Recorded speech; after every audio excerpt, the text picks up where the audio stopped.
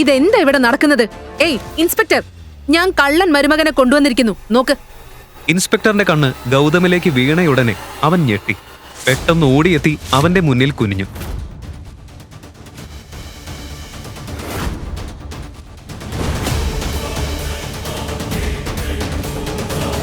അയ്യോ sir, sir തന്നെയല്ലേ? ഏയ് ഇൻസ്പെക്ടർ, ഈ കള്ളനെയാണോ നീ സാറെന്ന് വിളിക്കുന്നത്? വായടച്ചിരിക്കുന്നല്ലേ. ചീഫ് മിനിസ്റ്റർ സാറിന്റെ സുരക്ഷാ ജോലിയിലായിരുന്നപ്പോൾ ഞാൻ ഇദ്ദേഹത്തെ കണ്ടിട്ടുണ്ട്. ഇൻസ്പെക്ടർ പറഞ്ഞതൊക്കെ കേട്ട് അവിടെ നിന്നിരുന്ന എല്ലാവരും പാറ പോലെ നിശ്ചലമായി. ഗൗതമിന്റെ യഥാർത്ഥ രഹസ്യം പുറത്തായപ്പോൾ പോലീസ് സ്റ്റേഷന്റെ മുഴുവൻ അന്തരീക്ഷം തന്നെ മാറി. തോക്കുകളുടെ ശബ്ദം കേട്ടിരുന്ന സ്ഥലം ഒരു നിമിഷം കൊണ്ട് തന്നെ എല്ലാവരും അവന്റെ മുന്നിൽ മുട്ടുകുത്തി. ദൈവമേ, ഇത്രയും വർഷം ഇദ്ദേഹം ഞങ്ങളുടെ വീട്ടിൽ ദാസനായി കഴിഞ്ഞത് എന്തിനാ?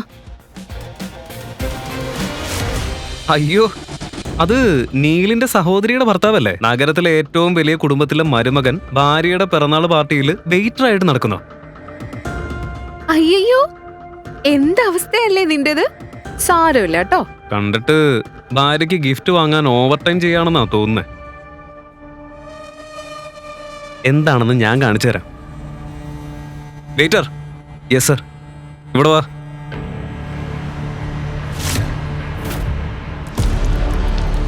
കണ്ടില്ലേ, ചെരുപ്പ് നാശമായി. നോക്കി നിൽക്കാതെ വൃത്തിയാക്ക്, വൃത്തിയാക്ക്. വീട്ടുവേലക്കാരൻ ഗൗതം ഒന്നും പറയാതെ നീലിന്റെ ചെരുപ്പ് വൃത്തിയാക്കാൻ തുടങ്ങി. ചുറ്റുമുണ്ടായിരുന്ന എല്ലാവരും അത് കണ്ട് ചിരിച്ചു. അതെല്ലാം കണ്ട അവനിയുടെ കണ്ണുകൾ താഴ്ന്നു. നീലിന്റെ ചെരുപ്പ് വൃത്തിയാക്കിയ ശേഷം ഗൗതം ശാന്തമായി പറഞ്ഞു, റെഡിയായി സർ. ഗുഡ്. നഗരത്തിലെ ഏറ്റവും സമ്പന്നമായ വീട്ടിലെ കൊച്ചുമകളായ അവനിയെ എന്തോ ഒരാശ്ചര്യകരമായ കാരണത്താൽ അവളുടെ മുത്തശ്ശൻ ഗൗതം എന്ന ദരിദ്രനായ യുവാവിനോട് വിവാഹം കഴിപ്പിച്ചു. അവനെ അയാളെ വിവാഹം കഴിച്ചുവെങ്കിലും വേലക്കാരനായി ആ വീട്ടിൽ താമസിക്കുന്ന ഗൗതമിനെ വീട്ടിലെ ജോലിക്കാരെക്കാൾ താഴെയായിരുന്നു പരിഗണിച്ചിരുന്നത്.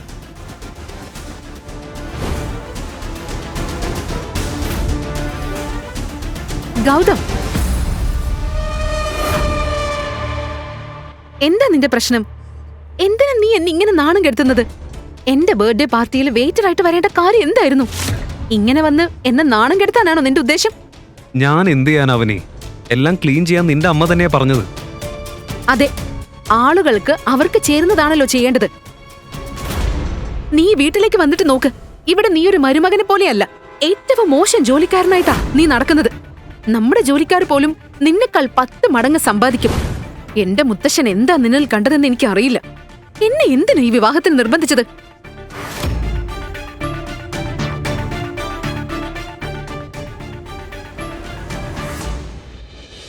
നീ വെള്ളം കുടിക്കേ. അവന് പ്ലീസ് കൂൾ ഡൗൺ. അതെല്ലാം നടക്കുമ്പോൾ ഗൗതമിന് ഒരു കോൾ വന്നു. ഇത്രയും പ്രശ്നങ്ങൾക്കിടയിലും അവന്റെ മുഖത്ത് ഒരു വിചിത്രമായ ശാന്തതയുണ്ടായിരുന്നു.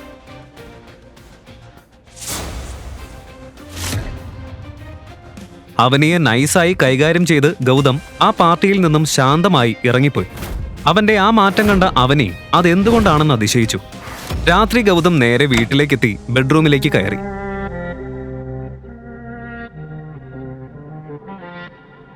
നാണമില്ലേ നിനക്ക് എന്റെ റൂമിലേക്ക് ഇങ്ങനെ കയറി വരാൻ? മോശം, പോയിവിടുന്ന്. ഞാൻ നിന്റെ ഭർത്താവല്ലേ, നീ ഇങ്ങനെ നാണിക്കുന്നത് എന്തിനാ? ഡ്രിങ്ക്സ് സെർവ് ചെയ്ത് നീയും കുറച്ച് കുടിച്ചോ? കേട്ടോ, നിന്നെപ്പോലെ ഒരാളെ ഭർത്താവായിട്ട് ഞാൻ കാണുന്നില്ല. ലോകത്തിന് മുന്നിൽ നീ എന്റെ ഭർത്താവാകും, പക്ഷെ ഈ മുറിയിൽ അങ്ങനെയല്ല.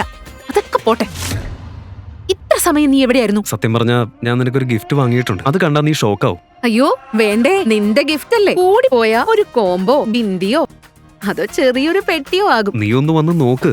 കുറച്ചു നേരമല്ലേ ഞാൻ കൊണ്ടുവന്നത്. അത്ര നല്ല ഗിഫ്റ്റാ, കണ്ടാ നിനക്ക് വിശ്വാസമാവില്ല. പ്ലീസ് ഒന്ന് വാ. ഗൗതം പറയുന്നത് കേട്ട് അവനെ ഒന്ന് ഞെട്ടി. അവനെ ഒന്ന് നോക്ക്, നിന്റെ ഗിഫ്റ്റ്. ശരി, പോവാ. ഗൗതം അവളുടെ കൈ പിടിച്ച് അവളെ അവന്റെ ഗിഫ്റ്റിനടുത്തേക്ക് കൊണ്ടുപോയി. ആ ഗിഫ്റ്റ് കണ്ട അവനെ കല്ലുപോലെ നിന്നു. രാത്രിയിലെ വെളിച്ചത്തിൽ മിനുങ്ങി നിന്നത് ഒരു പുതിയ ലക്ഷറി കാറായിരുന്നു. അവൾക്ക് ഒരു നിമിഷത്തേക്ക് അവളുടെ കണ്ണുകളെ വിശ്വസിക്കാനായില്ല. അയ്യോ, ഇത് ഇമ്പോർട്ടഡ് അല്ലേ? ഇന്ത്യയിൽ കുറച്ച് സമ്പന്നർക്ക് മാത്രമേ ഇത് ഉള്ളൂ എന്ന് ഞാൻ കേട്ടിട്ടുണ്ട്. ഇതിന്റെ വില 50 കോടിയാണെന്ന് ഞാൻ ഇന്നലെ വാർത്തയിൽ കേട്ടിരുന്നു. ഗൗതം, നീ ആരെയെങ്കിലും ചതിച്ചോ? അതോ ഞങ്ങളുടെ കമ്പനിയിൽ എന്തെങ്കിലും ഫ്രോഡ് കളിച്ചോ?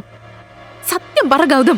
ശരിക്കും ഗൗതം കവർച്ച ചെയ്തതാണോ അതോ മറ്റെന്തെങ്കിലും സത്യം ഇതിന് പിന്നിലുണ്ടോ? ആ ഫോൺ കോൾ വന്നത് ആരിൽ നിന്നാണ്? ഗൗതമിന്റെ യാഥാർത്ഥ്യം ഇപ്പോൾ അവനിയോട് പറയാൻ കഴിഞ്ഞില്ല. ആക്ച്വലി ഇതെന്റെ സുഹൃത്തിന്റെയാ. ഇന്നെന്തായാലും നിന്റെ ബർത്ത്ഡേ അല്ലേ, അതുകൊണ്ട് അവന്റെ കയ്യിൽ നിന്ന് ബോറോ ചെയ്തതാ. എന്നാ നമുക്കൊരു ഡ്രൈവ് പോയാലോ? ഡ്രൈവ്? നീ ഇത്രയും തരംതാണ് പോയല്ലോ ഗൗതം. മുൻപ് നീ 50 രൂപ വിലയുള്ള ഗിഫ്റ്റ് തന്നാലും അത് നീ കഷ്ടപ്പെട്ട പണം കൊണ്ടായിരുന്നു. ഇപ്പൊ നീ ആരാ നിനക്ക് ഇത്ര വിലയുള്ള കാറ് തന്നത്? ഇത് നീ കൊണ്ടുവന്ന സ്ഥലത്ത് തന്നെ തിരിച്ചു കൊണ്ടുപോ പ്ലീസ്.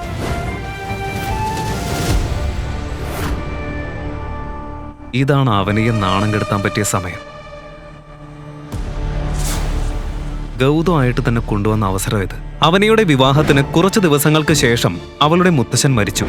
അതിനുശേഷം അഗർവാൾ കുടുംബത്തിന്റെ തലവിയായി അവളുടെ മുത്തശ്ശി ഗായത്രി ദേവി സ്ഥാനമെടുത്തു. ഗായത്രി ദേവിക്ക് ഗൗതം എന്ന മരുമകൻ അഗർവാൾ കുടുംബത്തിലെ ഒരു കളങ്കം പോലെയായിരുന്നു. അവനെ വിവാഹം കഴിച്ചതിൽ അവർക്ക് അത്യന്തം കോപവും വെറുപ്പും ഉണ്ടായിരുന്നു. ഈ അവസരം നീലും ഷനായിയും മുതലെടുക്കാനായിരുന്നു പ്ലാൻ. നാളെ അവനിയുടെ മാനമാണ് ഞാൻ മുഴുവൻ കുടുംബത്തിന് മുന്നിലും ലേലം വെക്കാൻ പോകുന്നത്. പൊളിച്ചടുക്കുന്ന ആളെ ഞാൻ.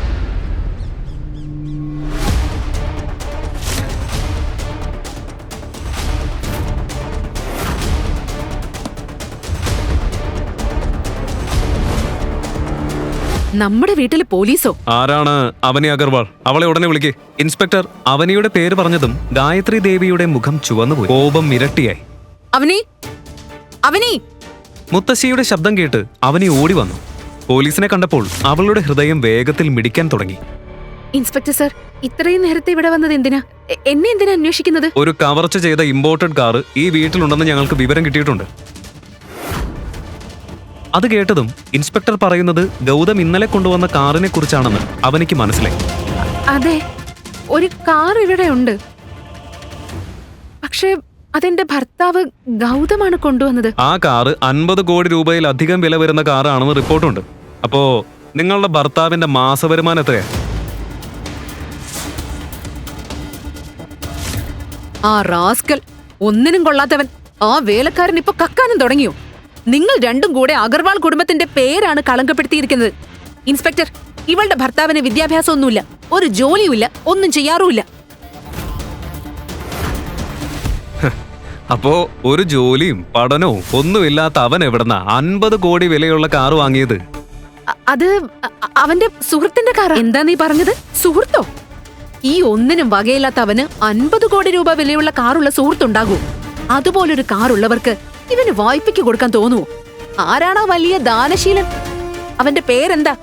50 കോടി രൂപ വിലയുള്ള കാർ ഒരു ഗതിയും പരഗതിയും ഇല്ലാത്ത അവന് കൊടുക്കാൻ തയ്യാറായ ആ ധനവാൻ ആരാ?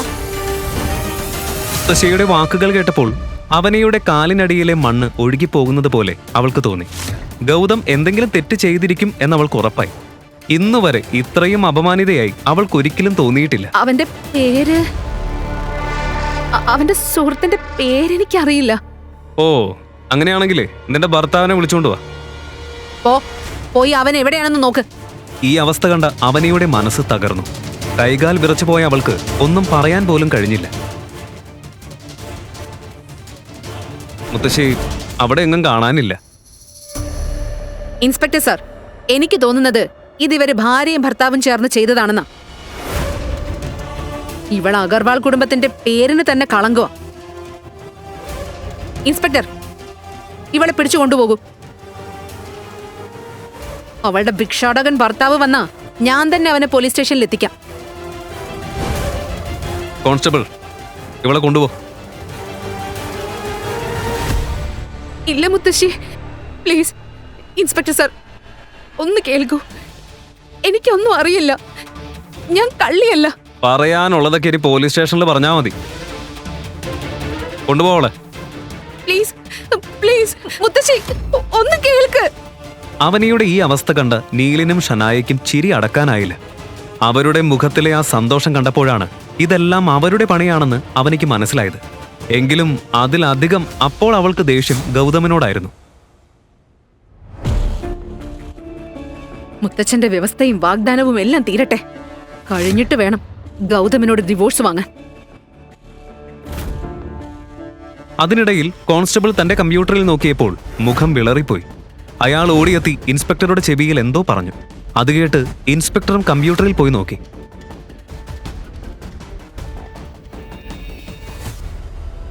സ്ക്രീനിൽ കണ്ടത് കണ്ടപ്പോൾ അവൻ ഞെട്ടി.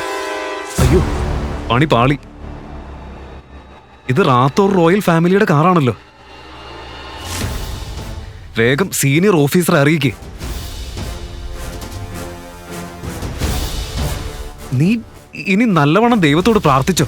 റാത്തോർ റോയൽ ഫാമിലിക്ക് രാജസ്ഥാൻ മുഴുവൻ അത്യധികം ബഹുമാനമുണ്ടായിരുന്നു. അവരുടെ പേര് കേട്ട മാത്രയിൽ അവനിയുടെ നെറ്റിയിൽ വിയർപ്പ് പൊട്ടി. റാത്തോർ റോയൽ ഫാമിലി, ഇത്രയും വർഷം ഒരു പരാതിയില്ലാത്തവര്.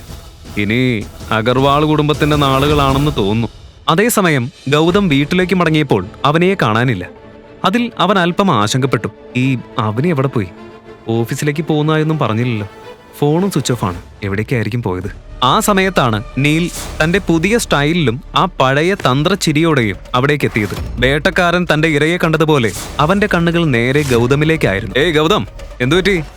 അവനെയാണ് അന്വേഷിക്കുന്നത്. പക്ഷെ അവളെ പോലീസ് പിടിച്ചോണ്ട് പോയല്ലോ. പോലീസോ? എന്തിന്? നിന്നെ വിവാഹം ചെയ്തതാണ് കുറ്റം. പാവം അവനി. തമാശ വേണ്ട, സത്യം പറയും, എന്താ കുറ്റം? നീ ഇന്നലെ കട്ടെടുത്ത് കൊണ്ടുവന്ന കാറിന്റെ കേസ്, ആ ലക്ഷറി കാറ് നീ ഇന്നലെ കൊണ്ടുവന്നത് കണ്ടപ്പോ തന്നെ എനിക്ക് സംശയം തോന്നി. ഞാൻ അപ്പൊ തന്നെ പോലീസിനെ അറിയിച്ചു. അവരിന്ന് പുലർച്ചെ വന്ന് അവനെ അറസ്റ്റ് ചെയ്തു. ചതിയന്മാരെ, നീ വലിയൊരു തെറ്റാ ചെയ്തത്. ഇത്രയും കാലം നിങ്ങൾ എന്നെ അപമാനിച്ചിട്ടും ഞാൻ ഒന്നും മിണ്ടിയില്ല. പക്ഷെ എന്റെ ഭാര്യ എങ്ങനെ വലിച്ചടച്ചാൽ ഞാൻ അടങ്ങിയിരിക്കില്ല.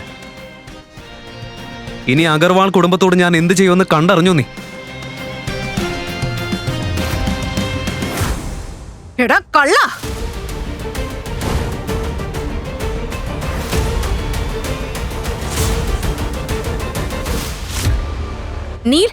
നീ ഇതും കേട്ട് നിൽക്കാണോ? അവനെ പിടിച്ച് പോലീസ് സ്റ്റേഷനിലേക്ക് കൊണ്ടുപോ. ഇവനാ നമ്മുടെ കുടുംബത്തിന്റെ പേരിനുണ്ടായ നാണക്കേട്. ഹാ, വാ, എല്ലാവരും വരൂ. അവനെയോട് നിങ്ങൾ ചെയ്ത തെറ്റ് എത്ര വലുതാണെന്ന് നിങ്ങൾക്ക് നേരിട്ട് തന്നെ ഞാൻ കാണിച്ചു തരാം. അങ്ങനെ ഗായത്രി ദേവി, നീൽ, ഷനായ എന്നിവർ കൂടി പോലീസ് സ്റ്റേഷനിലേക്ക് പോയി. അവിടെ അവരെ കാത്തിരുന്നത് ഞെട്ടിക്കുന്ന ഒരു സത്യമായിരുന്നു. അയ്യോ അയ്യോ ദൈവമേ! ഉടനെ അവന് മേടത്തെ വിട്ടേക്ക്. എന്തൊരു വലിയ തെറ്റാ നമ്മൾ ചെയ്തത്. ആ ചെക്കനും പെണ്ണും ആ വയസ്സത്തി തള്ളയൊക്കെ പറഞ്ഞത് കേട്ടാ ഇങ്ങനെയായത്. അയ്യോ, ചീഫ് മിനിസ്റ്ററിന്റെ കോളാ വന്നത്. അവനി മാഡത്തെ അറസ്റ്റ് ചെയ്യുന്നതിന് മുഴുവൻ സ്റ്റേഷന് സസ്പെൻഡായി. അവനി മാഡം, പ്ലീസ് ക്ഷമിക്കും മാഡം. ചീഫ് മിനിസ്റ്റർ സാറിനോട് പറഞ്ഞ് ഞങ്ങളുടെ ജോലി ഒന്ന് രക്ഷിക്കണം മാഡം. അല്ലെങ്കിൽ ഞങ്ങളുടെ കുടുംബം ആകെ പാടുപെടും. പ്ലീസ് മാഡം, ഞങ്ങളോട് മാപ്പാക്ക്. ഇൻസ്പെക്ടർ സർ, ഞാൻ എങ്ങനെ പറയും? ചീഫ് മിനിസ്റ്റർ സാറിനെ ഞാൻ അറിയില്ലല്ലോ. ഇല്ല മാഡം, നിങ്ങൾക്കറിയില്ല. പക്ഷെ നിങ്ങളുടെ ഭർത്താവിനറിയാം. ചീഫ് മിനിസ്റ്റർ സാറ് തന്നെയാ പറഞ്ഞത്. സാറ് വിളിച്ചത് ഗൗതം പറഞ്ഞിട്ടാണെന്ന്. മാഡം, ഞാൻ വലിയൊരു തെറ്റ് ചെയ്തു പോയി. ഞാൻ എന്തിനങ്ങനെ ചെയ്തതെന്ന് അറിയില്ല. പ്ലീസ് മാഡം, ഞങ്ങളോട് മാപ്പാക്ക്. മാപ്പാക്കണം മാഡം. ഇതെല്ലാം നടക്കുമ്പോഴാണ് നീൽ ഗൗതമിനൊപ്പം പോലീസ് സ്റ്റേഷനിലേക്ക് എത്തിയത്. കൂടെ ഗായത്രി ദേവിയും ഉണ്ടായിരുന്നു. ഇതെന്താ ഇവിടെ നടക്കുന്നത്? ഏയ് ഇൻസ്പെക്ടർ, ഞാൻ കള്ളൻ മരുമകനെ കൊണ്ടുവന്നിരിക്കുന്നു, നോക്ക്. ഇൻസ്പെക്ടറിന്റെ കണ്ണ് ഗൗതമിലേക്ക് വീണയുടനെ അവൻ ഞെട്ടി. പെട്ടെന്ന് ഓടിയെത്തി അവന്റെ മുന്നിൽ കുനിഞ്ഞു.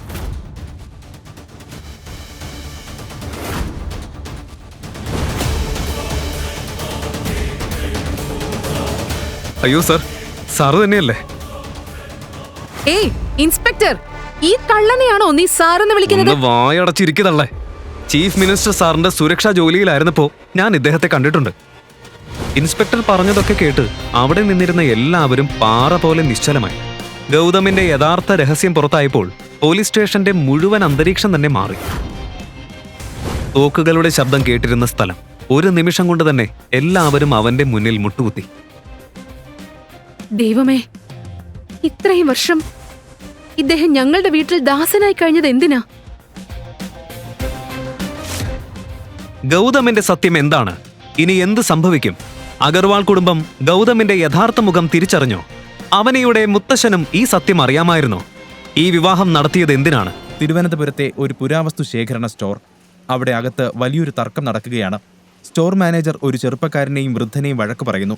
വളരെ സാധാരണക്കാരനെ പോലെ വസ്ത്രം ധരിച്ച ആ ചെറുപ്പക്കാരനാണ് ആദിത്യൻ. മാനേജറെ എന്തൊക്കെയോ പറഞ്ഞ് തൽക്കാലത്തേക്ക് സമാധാനപ്പെടുത്തി ആദിത്യൻ അവിടെ നിന്ന് മാറി ആരെയോ ഫോൺ ചെയ്തു. അപ്പുറത്ത് കോൾ എടുത്തതും അവൻ സംസാരിച്ചു തുടങ്ങി. ഹലോ ആവണി, ഒരു പ്രശ്നമുണ്ട്. ഓ എന്റെ ആദിത്യ, നീ വിളിക്കുമ്പോ തന്നെ അത് എന്തെങ്കിലും ഒരു പ്രശ്നമാണെന്ന് എനിക്കറിയാം. വലുതാണോ ചെറുതാണോ എന്ന് പറഞ്ഞാൽ മതി. പറ, ഇത്തവണ എന്താണ് ഉണ്ടായത്? ആവണി പരിഹാസത്തോട് ചോദിച്ചു. ആവണി, അത് പിന്നെ ഞാൻ അച്ഛൻ്റെ കൂടെ ഇവിടെ ഒരു ആൻറ്റിക് ഷോപ്പിൽ വന്നതായിരുന്നു. പക്ഷേ ഇവിടെ വെച്ച് ബൈ മിസ്റ്റേക്ക് നല്ല വിലയുള്ളൊരു പ്രതിമ നിലത്ത് വീണ് പൊട്ടി. ആദിത്യൻ മടിയോടെ പറഞ്ഞു. എന്നാൽ ആവണി അതൊന്നും ശ്രദ്ധിക്കാത്തതുപോലെ ചോദിച്ചു. അതുകൊണ്ട് ഇവരിപ്പോ ആ പ്രതിമയ്ക്ക് പണം ചോദിക്കുന്നുണ്ട്. 30 ലക്ഷം രൂപ. ആദിത്യന്റെ മറുപടി കേട്ട് ആവണി ഞെട്ടി. എന്ത്, 30 ലക്ഷമോ? അതും ഒരു പ്രതിമയ്ക്ക്? നീ എന്തൊക്കെയാ ആദിത്യ ഈ പറയുന്നേ? അതെ ആവണി, എന്ത് ചെയ്യണമെന്ന് എനിക്കറിയില്ല. എത്രയും പെട്ടെന്ന് ആ പണം വേണമെന്നാണ് ഇവർ പറയുന്നത്. സംഭവത്തിന്റെ ഗൗരവം ആദിത്യന്റെ ശബ്ദത്തിൽ നിന്ന് വ്യക്തമായിരുന്നു. അത് കേട്ട് ആവണിക്ക് ദേഷ്യമടക്കാനായില്ല. നിനക്ക് ഭ്രാന്താണോ ആദിത്യ? നീ ഒരു ജോലിയും ചെയ്ത വീട്ടിൽ വെറുതെ ഇരിക്കുന്നത് തന്നെ എനിക്കൊരു പ്രശ്നമാണ്. ഇപ്പോൾ ഇതാ പുതിയൊരു കാര്യം കൊണ്ട് വന്നിരിക്കുന്നു. എന്റെ കയ്യിൽ എവിടെന്നാ ഇത്രയും പണം? വായിൽ വന്നതൊക്കെ വിളിച്ചു പറഞ്ഞതിന് ശേഷം ആവണി ദേഷ്യം നിയന്ത്രിച്ചുകൊണ്ട് കുറച്ചു സമയം മിണ്ടാതെ നിന്നു. ആദിത്യൻ എല്ലാം നിശബ്ദമായി കേട്ടു നിന്നു. എന്തായാലും ഞാനൊരു കാര്യം പറഞ്ഞേക്കാം. ഇത്തവണ എനിക്ക് നിന്നെ എന്തായാലും സഹായിക്കാൻ കഴിയില്ല. നീയല്ലേ ഇത് പൊട്ടിച്ചത്, അതുകൊണ്ട് നീ തന്നെ അത് കൈകാര്യം ചെയ്താൽ മതി. എന്റെ കയ്യിൽ അത്രയും പണമൊന്നുമില്ല, അവൾ പറഞ്ഞു. അയ്യോ, അങ്ങനെയല്ല ആവണി. എന്തോ പറയാനൊരുങ്ങിയ ആദിത്യനെ മുഴുവിക്കാൻ സമ്മതിക്കാതെ ആവണി ദേഷ്യത്തോടെ ഫോൺ കട്ട് ചെയ്തു. ആദിത്യൻ നിന്ന് വിയർക്കാൻ തുടങ്ങി. ആവണി ആദിത്യന്റെ ഭാര്യയാണ്. ഇന്ന് അവർ രണ്ടുപേരുടെയും വിവാഹം കഴിഞ്ഞിട്ട് 3 വർഷം തികയുന്ന ദിവസമാണ്. ജോലിക്കൊന്നും പോവാത്ത ആദിത്യൻ ആവണിയുടെ വീട്ടിലാണ് താമസിക്കുന്നത്. അവിടെ അവന് ഒരു വേലക്കാരന്റെ സ്ഥാനം മാത്രമേ ഉള്ളൂ. വീട്ടുജോലികൾ ചെയ്തും ആവണിയുടെയും അവളുടെ അമ്മയുടെയും കാര്യങ്ങളൊക്കെ നോക്കിയും അവൻ യാതൊരു പരാതിയും പറയാതെ ജീവിച്ചു പോന്നു. അടുക്കള ജോലി മുതൽ വീട് വൃത്തിയാക്കൽ വരെ എല്ലാ ഭാരവും അവന്റെ മാത്രം കടമയായി എല്ലാവരും കണ്ടു. ഭർത്താവിന്റെ ഈ അവസ്ഥ കാണുമ്പോൾ ആവണിക്ക് അസ്വസ്ഥതയാണ് തോന്നിയത്. വീടിന്റെ സാമ്പത്തിക ബാധ്യത മുഴുവൻ ആവണിയുടെ ചുമലിലായിരുന്നു. അതിനിടയിലാണ് ആദിത്യൻ ഓരോ പ്രശ്നവും പറഞ്ഞു വിളിക്കുന്നത്. അതേസമയം താൻ ഇനി എന്തു ചെയ്യുമെന്ന് ആലോചിച്ച് ആ സ്റ്റോറിൽ നിന്ന് ടെൻഷൻ അടിക്കുകയാണ് ആദിത്യൻ. അവൻ ആവണിയോട് പറയാൻ തുടങ്ങിയ കാര്യം അവൾ കേൾക്കാൻ പോലും ശ്രമിച്ചില്ല. സത്യത്തിൽ ആ പ്രതിമ പൊട്ടിയത് അവന്റെ കൈതട്ടി ആയിരുന്നില്ല. ആദിത്യന്റെ കൂടെ ഉണ്ടായിരുന്ന ആവണിയുടെ അച്ഛന്റെ മിസ്റ്റേക്ക് ആയിരുന്നു അത്. അവൾ തന്നോട് അങ്ങനെയൊക്കെ സംസാരിച്ചല്ലോ എന്ന് ആലോചിച്ചപ്പോൾ ആദിത്യന് ടെൻഷനായി. ഒന്നുകൂടി ആവണിയെ വിളിച്ചു നോക്കാമെന്ന് അവൻ കരുതിയപ്പോൾ സ്റ്റോർ മാനേജർ കുറച്ച് ബോഡി ഗാർഡ്സുമായി അവന്റെ മുന്നിലെത്തി. എല്ലാവരുടെയും മുഖത്ത് നല്ല ദേഷ്യമുണ്ടായിരുന്നു. മാനേജർ പറഞ്ഞു. ഹലോ മിസ്റ്റർ, എന്താണ് നിങ്ങളുടെ ഉദ്ദേശം? 1 മണിക്കൂറായിട്ട് പണമൊന്നും എത്തിയിട്ടില്ലല്ലോ. നിങ്ങളെ സഹായിക്കാനും ആരും വന്നിട്ടില്ല. ഞങ്ങളൊക്കെ എത്ര നേരം ഇതും കാത്തിരിക്കണം? അതിനു പുറമെ ആ കിഴവൻ ഇവിടെ നിന്ന് ഓടിപ്പോവാനും ശ്രമിച്ചു. മാനേജർ പറഞ്ഞത് കേട്ട് ആദിത്യൻ അമ്പരപ്പോടെ നിന്നു. അങ്ങനെയൊന്നും ഉണ്ടാവില്ല. പണം തരാതെ ഞങ്ങൾ എവിടെയും പോവില്ല. ആദിത്യൻ അയാളെ സമാധാനിപ്പിക്കാൻ ശ്രമിച്ചു. ഇനി ഞങ്ങൾ നിങ്ങളുടെ വാക്ക് വിശ്വസിക്കണം അല്ലേ? ദേ, ഈ ബോഡി ഗാർഡ്സ് കണ്ടതുകൊണ്ടാണ്. അല്ലെങ്കിൽ അയാൾ ഇവിടെ നിന്ന് ഓടിപ്പോയേനെ. ഒരു കാര്യം പറഞ്ഞേക്കാം, ഇപ്പോൾ തന്നെ സമയം 2 മണിയായി. 5 മണിക്കുള്ളിൽ ആ പ്രതിമയ്ക്കുള്ള പണം ഞങ്ങൾക്ക് തന്നില്ലെങ്കിൽ ഞാൻ ആ കിഴവനെ പിടിച്ച് പോലീസിൽ ഏൽപ്പിക്കും. മനസ്സിലായോ? മാനേജർ ദേഷ്യത്തോടെ പറഞ്ഞു. അതും പറഞ്ഞ് മാനേജർ ആദിത്യനെ സൂക്ഷ്മമായി നോക്കി. മാനേജറുടെ ഭീഷണികൾ കേട്ട് ആദിത്യൻ മിണ്ടാതെ നിന്നു. അപ്പോഴേക്കും 60-61 വയസ്സ് പ്രായമുള്ള ഒരാൾ അവന്റെ തോളിൽ കൈവച്ചു. ആവണിയുടെ അച്ഛൻ ജയരാജ് ആയിരുന്നു അത്. ആദിത്യൻ അയാളോട് പറഞ്ഞു. അച്ഛാ, പണമില്ലാതെ ആളുകൾ നമ്മളെ പോവാൻ അനുവദിക്കില്ല. അപ്പോൾ ജയരാജ് പേടിയോടെ പറഞ്ഞു. പക്ഷെ മോനെ, ഞാൻ അറിയാതെ ഇവർ പോലീസിനെ വിളിക്കും എന്നൊക്കെയാ പറയുന്നേ. നീ എന്തെങ്കിലും ഒന്ന് ചെയ്. എങ്ങനെയെങ്കിലും പണം അറേഞ്ച് ചെയ്യണം. അല്ലെങ്കിൽ എനിക്ക് പകരം നീ പോലീസ് സ്റ്റേഷനിൽ പോകുമോ? നിന്റെ മിസ്റ്റേക്ക് ആണെന്ന് പറ. കഴിഞ്ഞ 3 വർഷമായി നിന്നെ ഞങ്ങളുടെ വീട്ടിൽ താമസിപ്പിക്കുന്നില്ലേ? അതും എന്റെ മോളുടെ ചിലവിൽ. അതിന് പകരമായി നിനക്കിത് ചെയ്യാൻ പറ്റില്ലേ? അച്ഛാ, അച്ഛന് വേണ്ടി കുറ്റം ഏൽക്കാൻ എനിക്ക് സന്തോഷമേ ഉള്ളൂ. പക്ഷെ ഇവിടെ നടന്നതൊക്കെ എല്ലാവരും കണ്ടതല്ലേ? അച്ഛനും കേട്ടില്ല അവര് പറഞ്ഞതൊക്കെ. നമ്മൾ പറയുന്നൊന്നും ഇവരിനി സമ്മതിക്കുന്നു തോന്നുന്നില്ല. ആദിത്യൻ പറഞ്ഞു. എന്നാ പിന്നെ എങ്ങനെയെങ്കിലും നീ അവർക്കുള്ള പണം കൊടുക്ക. വിയർത്ത് കുളിച്ച് ശബ്ദമിടറി ജയരാജ് പറയുന്നത് കേട്ട് അയാളെ സഹായിക്കണമെന്ന് ആദിത്യന് ആഗ്രഹമുണ്ടായിരുന്നു. എന്നാൽ അവന്റെ മുന്നിൽ അതിനൊരു വഴിയുമില്ലായിരുന്നു. അച്ഛാ, എനിക്ക് എന്താണ് ചെയ്യാൻ പറ്റുക? 30 ലക്ഷം രൂപയാണ് അവർ ചോദിക്കുന്നത്. എന്റെ പോക്കറ്റിലാണെങ്കിൽ 30 രൂപ പോലും എടുക്കാനില്ല. ശരിയാ, ഒരു ഉപകാരവും ഇല്ലാത്ത നിന്നോടൊക്കെ പറഞ്ഞിട്ടെന്തിനാ? നീ ഇപ്പൊ തന്നെ ഒന്നുകൂടെ ആവണിയെ വിളിക്ക്. അവളോട് ഞാൻ സംസാരിക്കാം. ജയരാജ് പറഞ്ഞു. വേറെ ഒരു വഴിയുമില്ലാതെ ആദിത്യൻ ആവണിയുടെ നമ്പർ പിന്നെയും ഡയൽ ചെയ്തു. എന്നാൽ റിംഗ് പൂർത്തിയാവുന്നതിന് മുമ്പ് തന്നെ ആവണി ദേഷ്യത്തോടെ കോൾ കട്ട് ചെയ്തു. ഇത് കണ്ട ജയരാജ് ആദിത്യന്റെ കയ്യിൽ നിന്ന് ഫോൺ തട്ടിപ്പറിച്ച് വീണ്ടും അവളെ വിളിച്ചു. കുറച്ച് സമയത്തിന് ശേഷം ആവണി ഫോൺ എടുത്തു. അവൾ ദേഷ്യത്തോടെ പറഞ്ഞു. ആദിത്യ, ജോലി സമയത്ത് എന്നെ വിളിച്ചോണ്ടിരിക്കല്ലേ?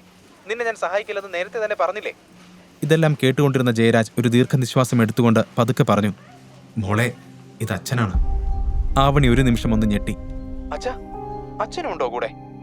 മോളെ, നീ ഒന്ന് സഹായിക്കണം. ഈ ആളുകൾക്ക് പണം കൊടുത്തില്ലെങ്കിൽ അവരെന്നെ പോലീസിൽ ഏൽപ്പിക്കും. അയാൾ നിരാശയോടെ മകളോട് പറഞ്ഞു. അത് കേട്ട് ആവണി വല്ലാതായി. അവൾ ചോദിച്ചു, അച്ഛനെയോ? പക്ഷെ എന്തിന്? ആ ആദിത്യൻ ഓരോന്ന് ഒപ്പിക്കുന്നതിന് അച്ഛൻ എന്തിനാ ടെൻഷൻ ആവുന്നേ? എന്നാൽ ജയരാജ് അവളെ തിരുത്തിക്കൊണ്ട് പറഞ്ഞു, അല്ല മോളെ, ശരിക്കും ആ പ്രതിമ എന്റെ കയ്യിൽ നിന്നാണ് വീണത്. ഞാൻ അതിന്റെ ഒരു ഫോട്ടോ എടുക്കാൻ ശ്രമിച്ചതാ. അബദ്ധത്തിൽ അതിലൊന്ന് തൊട്ടപ്പോ താഴേക്ക് വീണു. അതൊക്കെ ഇവിടെ എല്ലാവരും കാണുകയും ചെയ്തു. ആദിത്യൻ തന്നെ നമ്മുടെ കുടുംബത്തിന് ഒരുപാട് പ്രശ്നങ്ങൾ ഉണ്ടാക്കുന്നുണ്ട്. ഇപ്പോൾ അതിന്റെ കൂടെ അച്ഛനും തുടങ്ങിയോ? ആവണി തലയിൽ കൈവച്ചുകൊണ്ട് പറഞ്ഞു. അത് പിന്നെ ഞാൻ ഞാൻ ജയരാജ് അത് കേട്ട് വിക്കി വിക്കി പറഞ്ഞു. ശരി ശരി, ഞാൻ എവിടേക്കാ വരേണ്ടത്? ഞാൻ അമ്മയും കൂട്ടി വരാം. ആവണി ഇതും പറഞ്ഞുകൊണ്ട് ഓഫീസിൽ നിന്നിറങ്ങി. ജയരാജ് വേഗം സ്ഥലം പറഞ്ഞുകൊടുത്തു. കേട്ട പാതി കേൾക്കാത്ത പാതി അവൾ ഓഫീസിൽ നിന്ന് ധൃതിയിലിറങ്ങി. എങ്കിലും അത്രയും പണം എങ്ങനെ പെട്ടെന്നുണ്ടാക്കുമെന്ന് അവൾക്ക് ഒരു പിടിയുമില്ലായിരുന്നു. യഥാർത്ഥത്തിൽ അവളുടെ അച്ഛൻ ജയരാജ് അവിടുത്തെ ഏറ്റവും സമ്പന്നമായ കുടുംബങ്ങളിൽ ഒന്നായ അമ്പാട്ട് കുടുംബത്തിൽപ്പെട്ടയാളാണ്. എന്നാൽ ജയരാജിന്റെ അമ്മ ഗായത്രി ദേവിക്ക് ആദിത്യന്റെയും ആവണിയുടെയും വിവാഹത്തോട് എതിർപ്പായിരുന്നു. ഗായത്രി ദേവിയുടെ ഭർത്താവും ആവണിയുടെ മുത്തച്ഛനുമായ ബാലകൃഷ്ണപിള്ളയായിരുന്നു ആവണിയുടെ വിവാഹം നടത്തിയത്. 3 വർഷം മുൻപ് ബാലകൃഷ്ണപിള്ള യാദൃച്ഛികമായി നെടുമങ്ങാട് നിന്ന് കണ്ടുമുട്ടിയതാണ് ആദിത്യനെ. അവനെ തിരിച്ചറിഞ്ഞ നിമിഷം തന്നെ അയാൾ ആദിത്യനെ തന്റെ ചെറുമകൾ ആവണിക്ക് വേണ്ടി വരനായി തിരഞ്ഞെടുത്തു. ആവണി തന്റെ മുത്തച്ഛനെ ഒരുപാട് സ്നേഹിക്കുന്നുണ്ട്. അതുകൊണ്ട് അദ്ദേഹത്തിന്റെ ആഗ്രഹങ്ങൾക്ക് വിരുദ്ധമായി അവൾ ഒന്നും പ്രവർത്തിച്ചില്ല. എന്നാൽ ആവണിയും ആദിത്യനും തമ്മിലുള്ള വിവാഹം കഴിഞ്ഞ ഉടൻ തന്നെ ബാലകൃഷ്ണപിള്ള മരണമടഞ്ഞു. ആദിത്യനെ അയാൾക്ക് എങ്ങനെയാണ് മുൻപരിചയം, എന്തിനാണ് ആവണിയെക്കൊണ്ട് വിവാഹം കഴിപ്പിച്ചത് എന്നൊക്കെയുള്ള രഹസ്യം അതോടെ മൺമറഞ്ഞു പോയി. അദ്ദേഹത്തിന്റെ മരണശേഷം കുടുംബത്തിന്റെ നിയന്ത്രണം അദ്ദേഹത്തിന്റെ ഭാര്യ ഗായത്രി ദേവി ഏറ്റെടുത്തു. ഗായത്രി ദേവിക്ക് തന്റെ കുടുംബത്തിന്റെ പ്രതാപത്തിൽ വളരെയധികം അഭിമാനമുണ്ടായിരുന്നു. അതുകൊണ്ട് തന്നെ ആദിത്യനെ പോലെ ഒരാളെ അവർക്ക് ഒരിക്കലും അംഗീകരിക്കാൻ കഴിഞ്ഞില്ല. ബാലകൃഷ്ണപിള്ളയുടെ മരണത്തിനു ശേഷം ജയരാജിനെയും കുടുംബത്തെയും ഗായത്രി ദേവി അമ്പാട്ട് തറവാട്ടിൽ നിന്നും പുറത്താക്കി. അതിനുശേഷം അവർ ആകെ ബുദ്ധിമുട്ടിലായിരുന്നു. ആവണി പിന്നെ ദൃഢമായ മനസ്സോടുകൂടി രാവും പകലും തന്റെ കുടുംബത്തിനു വേണ്ടി അധ്വാനിച്ചു. അവരുടെ അവസ്ഥ എങ്ങനെ മെച്ചപ്പെടുത്താമെന്നത് മാത്രമായിരുന്നു ആവണിയുടെ ചിന്ത. അമ്മ ഗീതയോടൊപ്പം ആവണി ആന്റിക് സ്റ്റോറിലേക്ക് തിരിച്ചു. അതേസമയം ആദിത്യൻ അപ്പോഴും ആ സ്റ്റോറിൽ പരിഭ്രാന്തിയോടെ അങ്ങോട്ടും ഇങ്ങോട്ടും നടക്കുകയായിരുന്നു. ജയരാജും ആവണിയുടെ വരവ് പ്രതീക്ഷിച്ച് അവിടെ തന്നെ ഇരുന്നു. അവിടെയുള്ള ബോഡി ഗാർഡ്സ് അവരെ വളഞ്ഞ് അവിടെ നിൽക്കുന്നുണ്ട്. കുറച്ചു സമയത്തിനകം ആവണിയും ഗീതയും അവിടേക്കെത്തി. ആവണി ടെൻഷനോടെ അച്ഛൻ്റെ അടുത്തേക്ക് ഓടിച്ചെന്ന് ചോദിച്ചു, അച്ഛാ, അച്ഛന് കുഴപ്പമൊന്നുമില്ലല്ലോ? എന്താ പറ്റിയത്? അല്ലെങ്കിൽ തന്നെ ഇത്രയും വില കൂടിയ ഒരു സ്റ്റോറിൽ നിങ്ങൾ എന്തിനാ വന്നത്? ജയരാജ് മറുപടിയൊന്നും പറയാതെ ആദിത്യനെ നോക്കി. അവൻ വിശദീകരിച്ചു, സത്യത്തിൽ ഞങ്ങൾ ഇതിനടുത്തൂടെ നടന്നു പോവുകയായിരുന്നു. ഇവിടെ എത്തിയപ്പോൾ അച്ഛൻ ഈ പ്രതിമ അടുത്തു നിന്ന് കാണാൻ ആഗ്രഹം തോന്നി. അപ്പോൾ ഞങ്ങൾ അകത്തേക്ക് വന്നു. പിന്നെ പതിവ് പോലൊരു പ്രശ്നം ഉണ്ടായി അല്ലേ? എന്താ ആദിത്യ, നിനക്കൊന്ന് ശ്രദ്ധിക്കാൻ പോലും കഴിയില്ലേ? ഗീത ഉടനെ ആദിത്യനെ പറഞ്ഞു മുഴുവനാക്കാൻ സമ്മതിക്കാതെ ചാടിക്കയറി പറഞ്ഞു. പക്ഷെ അമ്മേ, എനിക്കെന്ത് ചെയ്യാൻ കഴിയും? അച്ഛൻ എന്നോട് വാതിൽക്കൽ തന്നെ നിൽക്കാൻ പറഞ്ഞു. ഒറ്റയ്ക്ക് അകത്തേക്ക് പോയതാണ്. ആദിത്യൻ വിശദീകരിച്ചു. ഓഹോ, ഇയാള് പറഞ്ഞു, നീ അതനുസരിച്ചു അല്ലേ? എന്നു മുതലാണ് നീ ഇത്ര അനുസരണയുള്ളവനായത്? ഗീത ദേഷ്യത്തോടെ ചോദിച്ചു. അപ്പോഴേക്കും ആവണി അതിൽ ഇടപെട്ടു. അമ്മേ, അതെല്ലാം നമുക്ക് പിന്നീട് നോക്കാം. ഇപ്പോഴത്തെ പ്രശ്നം അതല്ലല്ലോ. പൊട്ടിയത് ഇനി ഒന്നും ചെയ്യാൻ പറ്റില്ല. അതിനുള്ള 30 ലക്ഷം നമുക്ക് എവിടെ നിന്ന് കിട്ടും? അത് കേട്ട് ഗീതയ്ക്ക് പിന്നെയും ദേഷ്യം വന്നു. എന്റെ ആവണി, നിന്റെ അച്ഛൻ നിനക്ക് വേണ്ടി സ്വത്തൊക്കെ ഉപേക്ഷിച്ച് ഇറങ്ങി പോകുന്നതല്ലേ? എന്നിട്ട് ഏറ്റെടുത്തിരിക്കുന്നതോ ഇതുപോലുള്ള ഓരോ ഭാരങ്ങൾ. ഈശ്വരാ, ഇയാളെ കൊണ്ട് ഞാൻ തോറ്റു. ഗീത ദേഷ്യത്തോടെ പറഞ്ഞു. അമ്മേ, ആവണി ഗീതയെ നിയന്ത്രിക്കാൻ ശ്രമിച്ചു. പക്ഷെ ഗീത തുടർന്നുകൊണ്ടേയിരുന്നു.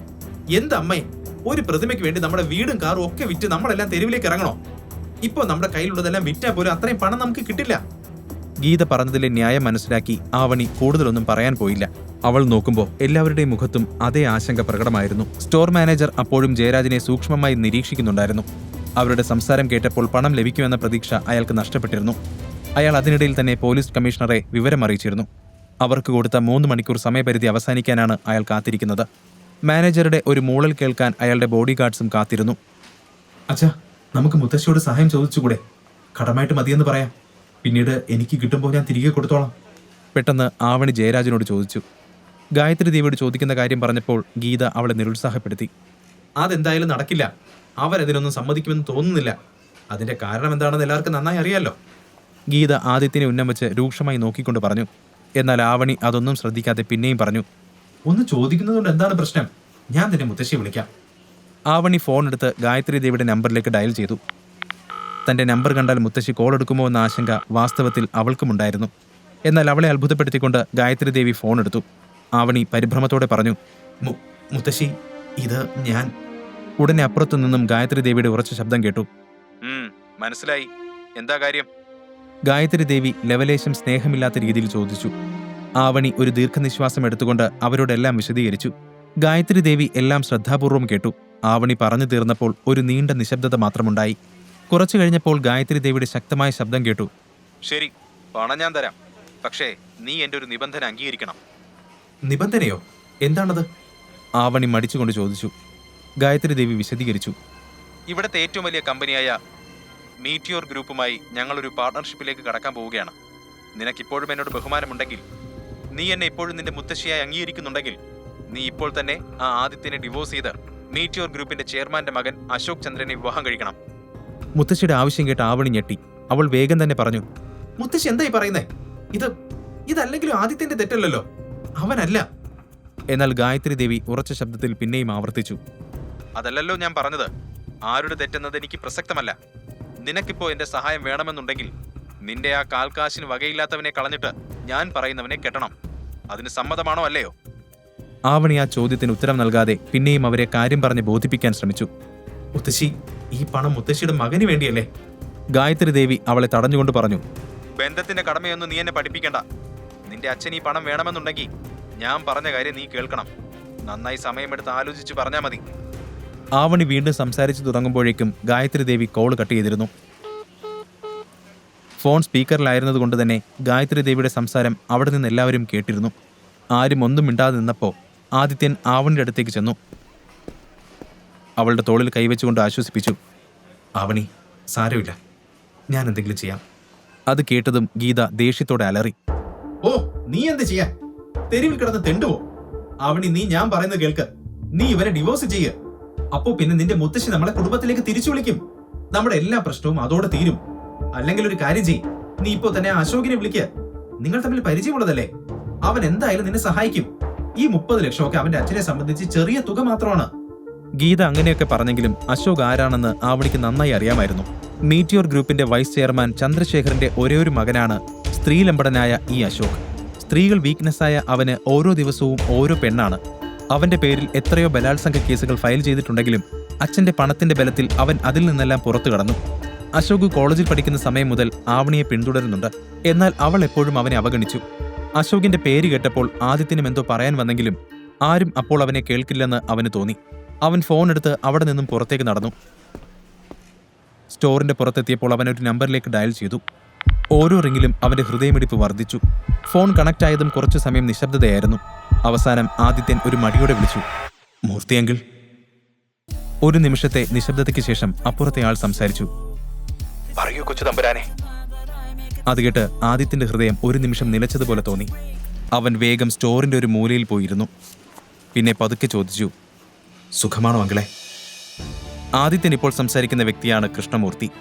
അവന്റെ അച്ഛൻ ഐരൂരിലെ പ്രതാപികളായ രാജകുടുംബമായ പള്ളിക്കൽ കോവിലകത്തെ രാഘവേന്ദ്രവർമ്മയുടെ വലം കൈയാണ് മൂർത്തി. രാഘവേന്ദ്രന്റെ ഏറ്റവും ഇളയ മകനാണ് രാജകുമാരനായ ആദിത്യവർമ്മ. അതിസമ്പന്നമായ പള്ളിക്കൽ തന്നെയാണ് ആദിത്യനും വളർന്നത്. അവൻ വലുതായി വിവാഹപ്രായമായപ്പോൾ അവന്റെ മുത്തച്ഛൻ അദ്ദേഹത്തിന്റെ അടുത്ത സുഹൃത്തിന്റെ മകൾ ദീപികയുമായി ആദിത്യന്റെ വിവാഹമുറപ്പിച്ചു. ദീപിക ആദിത്യന്റെ ബാല്യകാല സുഹൃത്തായിരുന്നെങ്കിലും അവൻ ഒരിക്കലും അവളെ പ്രണയത്തോടെ കണ്ടിട്ടില്ല. പക്ഷെ അവന്റെ വീട്ടുകാർ അവന്റെ താല്പര്യം നോക്കിയില്ല. അവർ ആദിത്യനും ദീപികയും തമ്മിലുള്ള വിവാഹമുറപ്പിച്ചു. അപ്പോഴാണ് എല്ലാം മാറ്റിമറിച്ച ഒരു സംഭവം കോവിലകത്ത് നടന്നത്. കല്യാണത്തിന്റെ അന്ന് അലങ്കരിച്ച ആ മണ്ഡപം വിട്ട് ആദിത്യൻ അവിടെ നിന്ന് ഇറങ്ങിപ്പോയി. ആ മണ്ഡപം ഇപ്പോഴും കോവിലകത്ത് അതുപോലെ തന്നെ അലങ്കരിച്ച് നിൽക്കുന്നുണ്ട്. എല്ലാം ആലോചിച്ചുകൊണ്ട് നിന്ന മൂർത്തി പെട്ടെന്ന് സ്വബോധത്തിലേക്ക് തിരികെ വന്നുകൊണ്ട് ആദിത്യനോട് പറഞ്ഞു, സുഖമാണ്. ആദിത്യൻ സംശയത്തോടെ പിന്നെയും നിന്നു. അങ്കിളിന് എന്നോട് ഇപ്പോഴും ദേഷ്യമുണ്ടോ? അപ്പോൾ മൂർത്തി അവനോട് പറഞ്ഞു, എന്തൊക്കെയാ ഈ പറയുന്ന കൊച്ചു തമ്പുരാനെ? തമ്പുരാൻ പോയതിനു ശേഷം കോവിലൊക്കെ ആകെ ശൂന്യമായതുപോലെയാണ്. വല്ലാതെ മിസ് ചെയ്യാണ്. അത് കേട്ട ആദിത്യന് ആകെ വിഷമം തോന്നി. സോറി അങ്കിളെ, ഞാനിപ്പോൾ വിളിച്ചത് ഒരു സഹായം ചോദിക്കാനാ. ഞാൻ വലിയൊരു പ്രശ്നത്തിൽപ്പെട്ടിരിക്കുകയാണ്. തമ്പുരാൻ ഇപ്പോൾ എവിടെയാണ് താമസിക്കുന്നതെന്നും എന്താണ് തമ്പുരാന്റെ പ്രശ്നമെന്നും എല്ലാം എനിക്കറിയാം. മൂർത്തിയുടെ മറുപടി കേട്ട ആദിത്യൻ അമ്പരപ്പോടെ നിന്നു. അവൻ മെല്ലെ ആ സ്റ്റോറിൽ നിന്നും പുറത്തേക്കിറങ്ങി. 4 വർഷം മുമ്പാണ് അവൻ കോവിലകം വിട്ടിറങ്ങിയത്. എന്നിട്ടും ഇപ്പോഴും അവർ തന്നെ പിന്തുടരുന്നുണ്ടെന്ന് കേട്ടപ്പോൾ അവന് ശരിക്കും അത്ഭുതം തോന്നി. എന്തായാലും ആലോചിച്ച് നിൽക്കാൻ സമയമില്ല. ആദിത്യൻ വേഗം പറഞ്ഞു, അപ്പോൾ പിന്നെ ഞാനെല്ലാം വിശദീകരിക്കേണ്ട ആവശ്യമില്ലല്ലോ. എനിക്കിപ്പോൾ ഒരു 30 ലക്ഷം രൂപ വേണം. അതുകൊണ്ട് എനിക്ക്... പെട്ടെന്ന് മൂർത്തി അവനെ തടഞ്ഞു. പണം നമുക്കൊരു പ്രശ്നമല്ലല്ലോ തമ്പുരാനെ. ആട്ടെ, ഇപ്പോൾ എന്താ അത്യാവശ്യം? പള്ളിക്കലെ കൊച്ചു തമ്പുരാന് വല്ലവന്റെയും വീട്ടുജോലി ചെയ്യേണ്ട ഗതികേടുണ്ടോ? എല്ലാം അവസാനിപ്പിച്ച് കോലോത്തേക്ക് തിരികെ വന്നൂടെ തമ്പുരാന്? ആദിത്യനൊന്നും മിണ്ടിയില്ല. മൂർത്തി തുടർന്നു. പള്ളിക്കൽ കോവിലകത്തിന്റെ സിംഹാസനം വലിച്ചെറിഞ്ഞിട്ടാണ് തമ്പുരാൻ അവിടെ നിന്ന് ഇറങ്ങിപ്പോകുന്നത്. ഇത്രയും വർഷമായിട്ടും തിരികെ വരാതെ എന്തിനാണ് ഇങ്ങനെ ഒരു നരകതുല്യ ജീവിതം? ആരോടെങ്കിലുമുള്ള പ്രതികാരമാണെങ്കിൽ ആരോട്? എന്തിന്? 4 വർഷമായി ആദിത്യന്റെ ഉള്ളിൽ കിടക്കുന്ന മുറിവുകളെ മൂർത്തിയുടെ വാക്കുകൾ കുത്തിനോവിച്ചു. അങ്കിളെ, ഇതൊരു പ്രതികാരമൊന്നുമല്ല. സത്യം പറഞ്ഞ ഇതൊരു മുഖംമൂടിയാണ്. ഒന്നിനും വകയില്ലാത്ത വെറും ഒരു മരുമകന്റെ മുഖംമൂടി. നമ്മുടെ നാട്ടിൽ വിവാഹം കഴിഞ്ഞ് ഭർത്താവ് ഭാര്യയുടെ വീട്ടിൽ നിൽക്കുന്നത് ഏറ്റവും മോശം കാര്യമായാണ് കണക്കാക്കുന്നതെന്ന് എനിക്കറിയാണ്ടല്ല. ഇപ്പോൾ ഇങ്ങനെ ജീവിക്കുന്നതിന് എനിക്ക് എന്റേതായ കാരണങ്ങളുണ്ട്. ഇതൊക്കെ എന്തിനാണ്, ആർക്കു വേണ്ടിയാണ് എന്നതെല്ലാം സമയം വരുമ്പോൾ ഞാൻ പറയാം. ഇപ്പോൾ തൽക്കാലം ഈ വിഷയത്തെപ്പറ്റി സംസാരിക്കാൻ എനിക്ക് ആഗ്രഹമില്ല. ഇപ്പോൾ എന്റെ മുമ്പിൽ വളരെ വലിയൊരു പ്രശ്നമുണ്ട്. അതിൽ നിങ്ങൾക്കെന്നെ സഹായിക്കാൻ പറ്റുമോ എന്ന് പറയൂ. ആദിത്യൻ ആകാംക്ഷയോടെ നിന്നപ്പോൾ മൂർത്തി പറഞ്ഞു, പള്ളിക്കൽ കോലോത്ത് നിന്ന് തമ്പുരാന് 30 ലക്ഷം രൂപ തരും. പക്ഷെ ആ പണത്തിന് പകരമായി തമ്പുരാന്റെ മുത്തച്ഛന് ഒരു കണ്ടീഷനുണ്ട്. ആദിത്യൻ ഒന്ന് അമ്പരന്നു. എന്ത് കണ്ടീഷൻ? മൂർത്തി ശാന്തമായി പറഞ്ഞു. തമ്പുരാൻ മുൻപ് നിശ്ചയിച്ചുറപ്പിച്ചതുപോലെ ദീപികയെ വിവാഹം കഴിക്കണം. ആദിത്യൻ അത് കേട്ട് ഞെട്ടിപ്പോയി. 4 വർഷം കഴിഞ്ഞിട്ടും അതേ ആവശ്യം തന്നെ. അവൻ വേഗം തന്നെ അത് നിരസിച്ചു. അങ്കിളെ, എല്ലാം അറിയാമെന്നല്ലേ പറഞ്ഞത്? എന്റെ വിവാഹം ഒരിക്കൽ കഴിഞ്ഞതാണ്. പിന്നെ എങ്ങനെ എനിക്ക് ദീപികയെ വിവാഹം കഴിക്കാൻ സാധിക്കും? അതൊന്നും നടക്കില്ല. അപ്പോൾ മൂർത്തി വിശദീകരിച്ചു.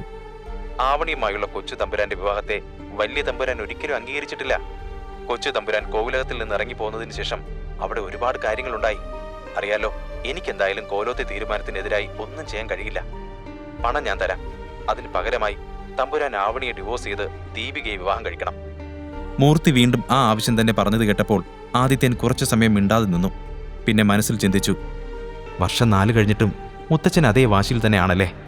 എന്തായാലും അദ്ദേഹത്തിന്റെ വാശി കാരണം എനിക്കിനിയും എൻ്റെ ജീവിതം കളയാൻ പറ്റില്ല.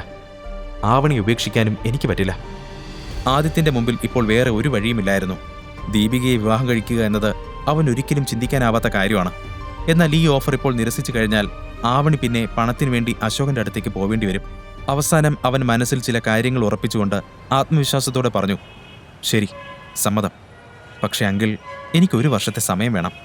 1 വർഷത്തിന് ശേഷം ഞാൻ ആവണി ഉപേക്ഷിച്ച് മുത്തച്ഛൻ പറയുന്ന ആരെയും വിവാഹം കഴിക്കാം. മൂർത്തി അത് കേട്ട് സന്തോഷിച്ചു. അത് സാരമില്ല.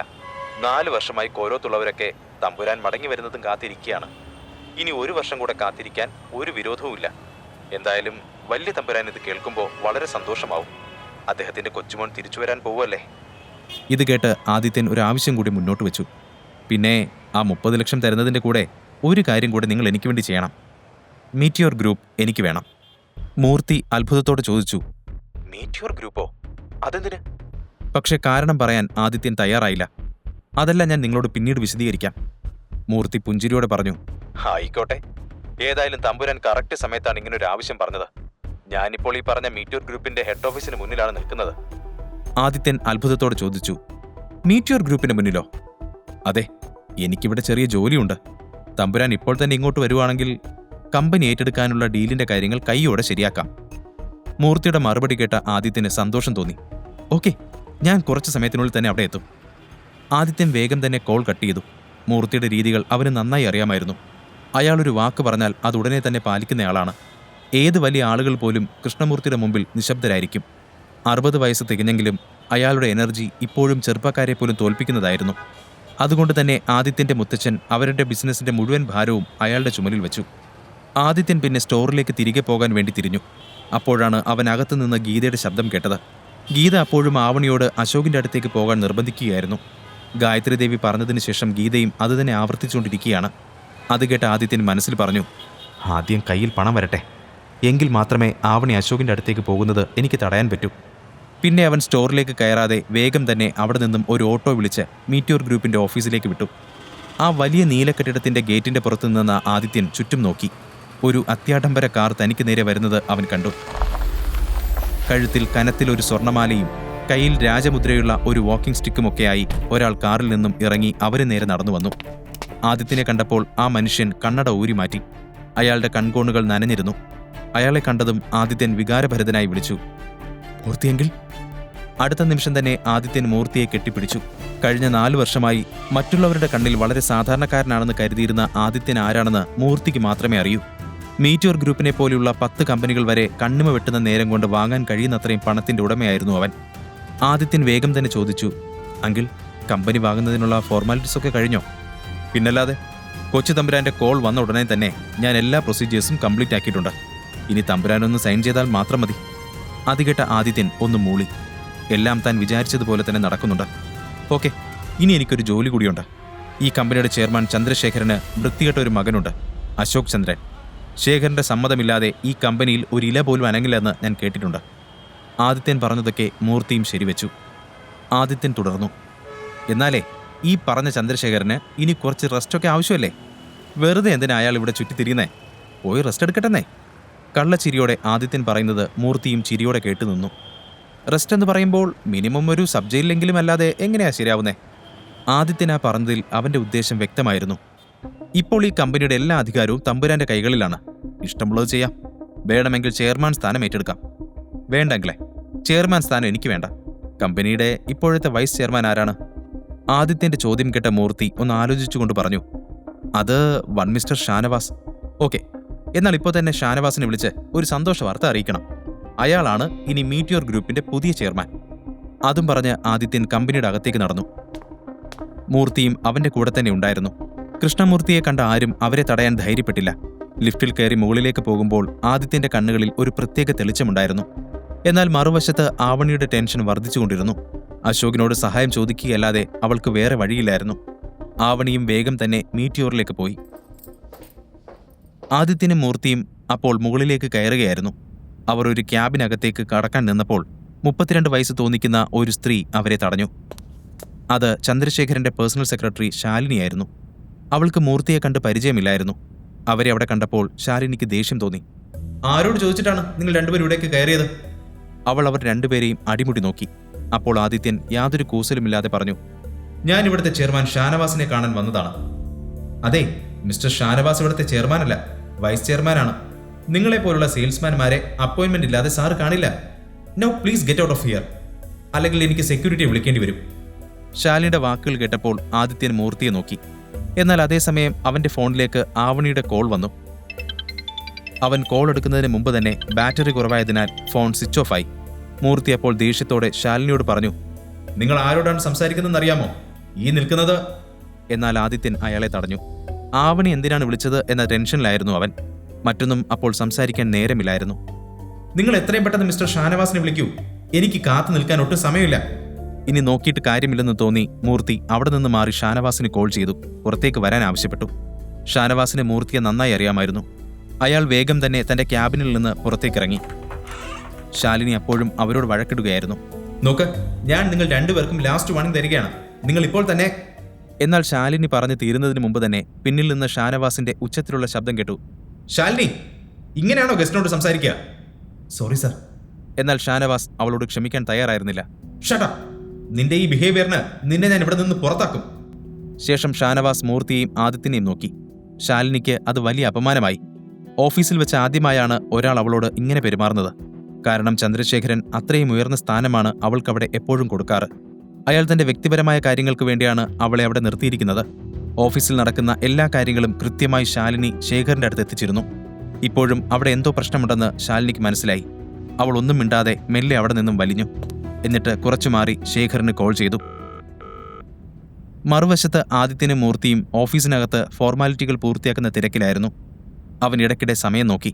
ഇപ്പോൾ സമയം 3 മണി. ഇനി 2 മണിക്കൂർ മാത്രമേ ശേഷിക്കുന്നുള്ളൂ. അവൻ എല്ലാം സൈൻ ചെയ്ത് ഓഫീസിൽ നിന്ന് ഇറങ്ങാൻ തുടങ്ങുമ്പോൾ ലിഫ്റ്റിന് പുറത്ത് 45 വയസ്സ് തോന്നിക്കുന്ന ഉയരമുള്ള ഒരു മനുഷ്യൻ നിൽക്കുന്നത് അവർ കണ്ടു. അയാളുടെ കണ്ണുകളിൽ ദേഷ്യം നിറഞ്ഞിരുന്നു. അതായിരുന്നു ചന്ദ്രശേഖരൻ. അയാൾ തന്റെ മുമ്പിലുള്ള ഷാനവാസിനെ നോക്കി ചോദിച്ചു, ഷാനവാസ്, ഇവിടെ എന്താണ് സംഭവിക്കുന്നത്? താൻ ആരാ ശാലിനി ഇവിടെ നിന്ന് പുറത്താക്കാൻ?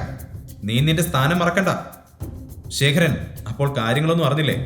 ഷാനവാസാണ് ഇന്നു മുതൽ ഈ കമ്പനിയുടെ ചെയർമാൻ. ഞാനാണ് ഇയാൾക്ക് ഈ അധികാരം കൊടുത്തത്. മൂർത്തി ശേഖരനോട് പറഞ്ഞു. ശേഖരൻ അത് കേട്ട് പരിഹാസത്തോടെ ചോദിച്ചു, ഓഹോ, ശരിക്കും? അങ്ങനെയൊക്കെ അധികാരം കൊടുക്കാൻ നിങ്ങൾ ആരാണാവോ? മൂർത്തി ആത്മവിശ്വാസത്തോടെ നിന്നു. എന്റെ പേര് പറഞ്ഞ ശേഖരൻ അറിയാം. ഞാൻ കൃഷ്ണമൂർത്തി, പള്ളിക്കലെ കൃഷ്ണമൂർത്തി. ഈ പേര് കേട്ടപ്പോൾ ശേഖരന്റെ കാലിനടിയിൽ നിന്ന് മണ്ണൊലിച്ചു പോകുന്നത് പോലെ തോന്നി. കൃഷ്ണമൂർത്തി ആരാണെന്ന് ശേഖരൻ അറിയാമായിരുന്നെങ്കിലും നേരിട്ട് ഇതുവരെ കണ്ടിട്ടില്ലായിരുന്നു. സോറി, നിങ്ങൾ ആരാണെന്ന് എനിക്ക് പെട്ടെന്ന് മനസ്സിലായില്ല. നമുക്കെന്റെ ക്യാബിനിലിരുന്ന് സംസാരിക്കാം. എന്നാൽ അതിനുള്ള മറുപടി പറഞ്ഞത് ആദിത്യനായിരുന്നു. സംസാരിക്കാനുള്ള സമയം കഴിഞ്ഞു മിസ്റ്റർ ശേഖരൻ. ഈ കമ്പനിയുടെ മറവിൽ നിങ്ങൾ പല ഇല്ലീഗൽ ബിസിനസ്സുകളും ആരംഭിച്ചിട്ടുണ്ടെന്ന് ഞങ്ങൾക്ക് നന്നായി അറിയാം. അത് കേട്ടപ്പോൾ ശേഖരന്റെ തൊണ്ട വരണ്ടു. അയാൾ തന്റെ കണ്ണട ഊരി മാറ്റി ചുറ്റും നോക്കി. ഓഫീസിലുണ്ടായിരുന്ന നിരവധി ജീവനക്കാർ അയാളെ നോക്കി നിൽക്കുന്നുണ്ടായിരുന്നു. അപ്പോൾ തന്നെ ആദിത്യൻ കമ്പനിയുടെ പുതിയ തീരുമാനങ്ങളടങ്ങിയ ഡോക്യുമെന്റ്സ് ശേഖരന് നേരെ നീട്ടി. ശേഷം ഷാനവാസിനെയും മൂർത്തിയും കൂട്ടി അവിടെ നിന്നും നടന്നു. അവർ നേരെ ചെയർമാന്റെ ക്യാബിനിലേക്കാണ് പോയത്. അവിടെ കയറിയപ്പോഴും ആദിത്യന്റെ മനസ്സിൽ ആവണിയെയും കുടുംബത്തെയും കുറിച്ചുള്ള ആശങ്കയായിരുന്നു. ഇവിടുത്തെ കാര്യങ്ങൾ പെട്ടെന്ന് തീർക്കണം എന്നുള്ളതുകൊണ്ട് അവൻ പറഞ്ഞു, ഷാനവാസ്, ഇന്നു മുതൽ നിങ്ങളാണ് ഈ കമ്പനിയുടെ ചെയർമാൻ. എന്ത് തീരുമാനം വേണമെങ്കിലും നിങ്ങൾക്കെടുക്കാം. ഷാനവാസ് സന്തോഷത്തോടെ നിന്നു. Thank you sir. ഞാൻ എൻ്റെ ജോലി സത്യസന്ധതയോടെ തന്നെ ചെയ്യും. ആർക്കും ഒരു പരാതിയും ഉണ്ടാവാൻ ഞാൻ അവസരം നൽകില്ല. ആദിത്യൻ ഒന്ന് മൂളി. ഗുഡ്. ഒരു കാര്യം കൂടി, ശേഖരനെയും അയാളുടെ മകൻ അശോകിനെയും കുറിച്ചുള്ള എല്ലാ കാര്യങ്ങളും എനിക്കറിയണം. ഒരുപാട് പെൺകുട്ടികളുടെ ജീവിതം തകർത്ത അവനൊക്കെ ജയിലിലേക്ക് പോകാൻ സമയമായിട്ടുണ്ട്. ഷാനവാസ് വേഗം തന്നെ മറുപടി പറഞ്ഞു. Sir, don't worry. അവർക്കെതിരെയുള്ള എല്ലാ തെളിവുകളും എൻ്റെ കയ്യിലുണ്ട്. അവരുടെ നേരെ ശബ്ദമുയർത്താൻ വേണ്ടി എന്തെങ്കിലും ആരെങ്കിലും വരുമെന്ന് എനിക്കറിയാമായിരുന്നു. ആ ദിവസത്തിന് വേണ്ടിയാണ് ഞാൻ കാത്തിരുന്നത്. ഷാനവാസ് ക്യാബിൻ വിട്ടിറങ്ങിയ ഉടനെ ആദിത്യൻ മൂർത്തിയുടെ നേരെ തിരിഞ്ഞു പറഞ്ഞു, ഇനി എത്രയും പെട്ടെന്ന് എനിക്കുള്ള ചെക്ക് താങ്കളെ. എനിക്കധികം സമയമില്ല. തരാം, പക്ഷെ എനിക്കൊരു കാര്യം കൂടെ അറിയണം. തമ്പുരാൻ ഈ മരുമകന്റെ മുഖം മൂടി എന്നുദ്ദേശിച്ചത് എന്താണ്? എനിക്ക് മനസ്സിലായില്ല. ആദിത്യൻ ശബ്ദം താഴ്ത്തിക്കൊണ്ട് പറഞ്ഞു, അങ്കിളിന് എന്നെ കുട്ടിക്കാലം മുതലേ അറിയുന്നതല്ലേ. ഞാനൊരു കാരണമില്ലാതെ ഒന്നും ചെയ്യില്ല. ഞാനിങ്ങനെ ജീവിക്കുന്നതിന് ഒരു ലക്ഷ്യമുണ്ട്. അല്ലാതെ വിവാഹ മണ്ഡപത്തിൽ വെച്ച് വെറുതെ അങ്ങനെ ഒരു പെൺകുട്ടി ഉപേക്ഷിച്ച് പോരുന്ന ഒരാളല്ല ഞാൻ. ഒരു കാര്യം മാത്രം ഇപ്പോൾ മനസ്സിലാക്കുക, ഇത് വെറും ഒരു മുഖംമൂടിയല്ല, ഇതെന്റെ ഒരു തന്ത്രമാണ്. അച്ഛൻ എപ്പോഴും പറയാറുണ്ടായിരുന്നു, ഒരു യഥാർത്ഥ രാജാവ് സ്വയം മറച്ചു നടക്കുന്നവനാണ്, എന്നിട്ട് സമയമാകുമ്പോൾ മാത്രം അത് വെളിപ്പെടുത്തും. ആദിത്യന്റെ മനസ്സിൽ ഒരുപാട് പ്ലാനുകളുണ്ടെന്ന് മാത്രം മൂർത്തിക്ക് മനസ്സിലായി. ഉടനെ തന്നെ പുറത്തു നിൽക്കുന്ന ബോഡി ഗാർഡ്സിന്റെ ഒരു കോൾ മൂർത്തിക്ക് വന്നു. കോൾ എടുത്ത് അയാൾ പറയുന്നത് കേട്ടതും മൂർത്തി ഞെട്ടലോടെ ആദിത്യനോട് പറഞ്ഞു, ആവണി അശോകിന്റെ ക്യാബിനിലേക്ക് കയറിയിട്ടുണ്ടെന്നാ. അശോകിന്റെ സ്വഭാവം നന്നായിട്ട് അറിയാവുന്ന ആദിത്യൻ ഒരു നിമിഷം എന്ത് ചെയ്യണമെന്നറിയാതെ നിന്നു.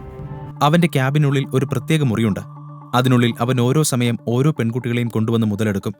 ഓഫീസിലുള്ള എല്ലാവർക്കും സത്യമറിയാമെങ്കിൽ പോലും അവരൊക്കെ അശോകിനെയും ശേഖരനെയും പേടിച്ച് മിണ്ടാതെ നിൽക്കും.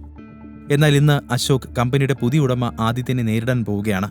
മൂർത്തി പറഞ്ഞത് കേട്ടപ്പോൾ ആദിത്യൻ വേഗം അവിടെ നിന്നും എഴുന്നേറ്റ് അശോകിന്റെ ക്യാബിന് നേരെ നടന്നു. അവൻ പോകുന്നത് കണ്ടപ്പോൾ ഷാനവാസും പിന്നാലെ ചെന്നു. എന്നാൽ മൂർത്തി അയാളെ കൈകൊണ്ട് ആംഗ്യം കാണിച്ച് തടഞ്ഞു. എന്നിട്ട് പറഞ്ഞു, നിങ്ങൾ എല്ലായിടത്തും ഇങ്ങനെ സാറിനെ ഫോളോ ചെയ്യേണ്ട ആവശ്യമില്ല. ചില കാര്യങ്ങൾ സാർ ഒറ്റയ്ക്ക് ഹാൻഡിൽ ചെയ്തോളും. പിന്നെ ഒരു കാര്യം കൂടെ, സാർ ആരാണെന്ന റിയൽ ഐഡന്റിറ്റി ആരും അറിയാൻ പാടില്ല. എല്ലാ കാര്യങ്ങളും എല്ലാവരും അറിയരുതെന്ന് ആദിത്യന് നിർബന്ധമുണ്ട്. അതുകൊണ്ടാണ് ഷാനവാസിനോട് അവരെ ഫോളോ ചെയ്യേണ്ട എന്ന് പറഞ്ഞത്. ഷാനവാസിന് കാര്യം മനസ്സിലായില്ലെങ്കിലും അവൻ തലകുലുക്കി സമ്മതിച്ചു. Okay sir. ആവണി അപ്പോഴേക്കും അശോകിന്റെ ക്യാബിന് മുന്നിലെത്തിയിരുന്നു. ആ ബിൽഡിങ്ങിന്റെ 5ാം നിലയിലായിരുന്നു അശോകിന്റെ ക്യാബിൻ. അശോക് വളരെ വൃത്തികെട്ടവനാണെന്ന് ആവണിക്ക് അറിയാമായിരുന്നെങ്കിലും ഇതുപോലെ ഒരു സാഹചര്യത്തിൽ അവൾക്ക് വേറെ വഴിയില്ലായിരുന്നു.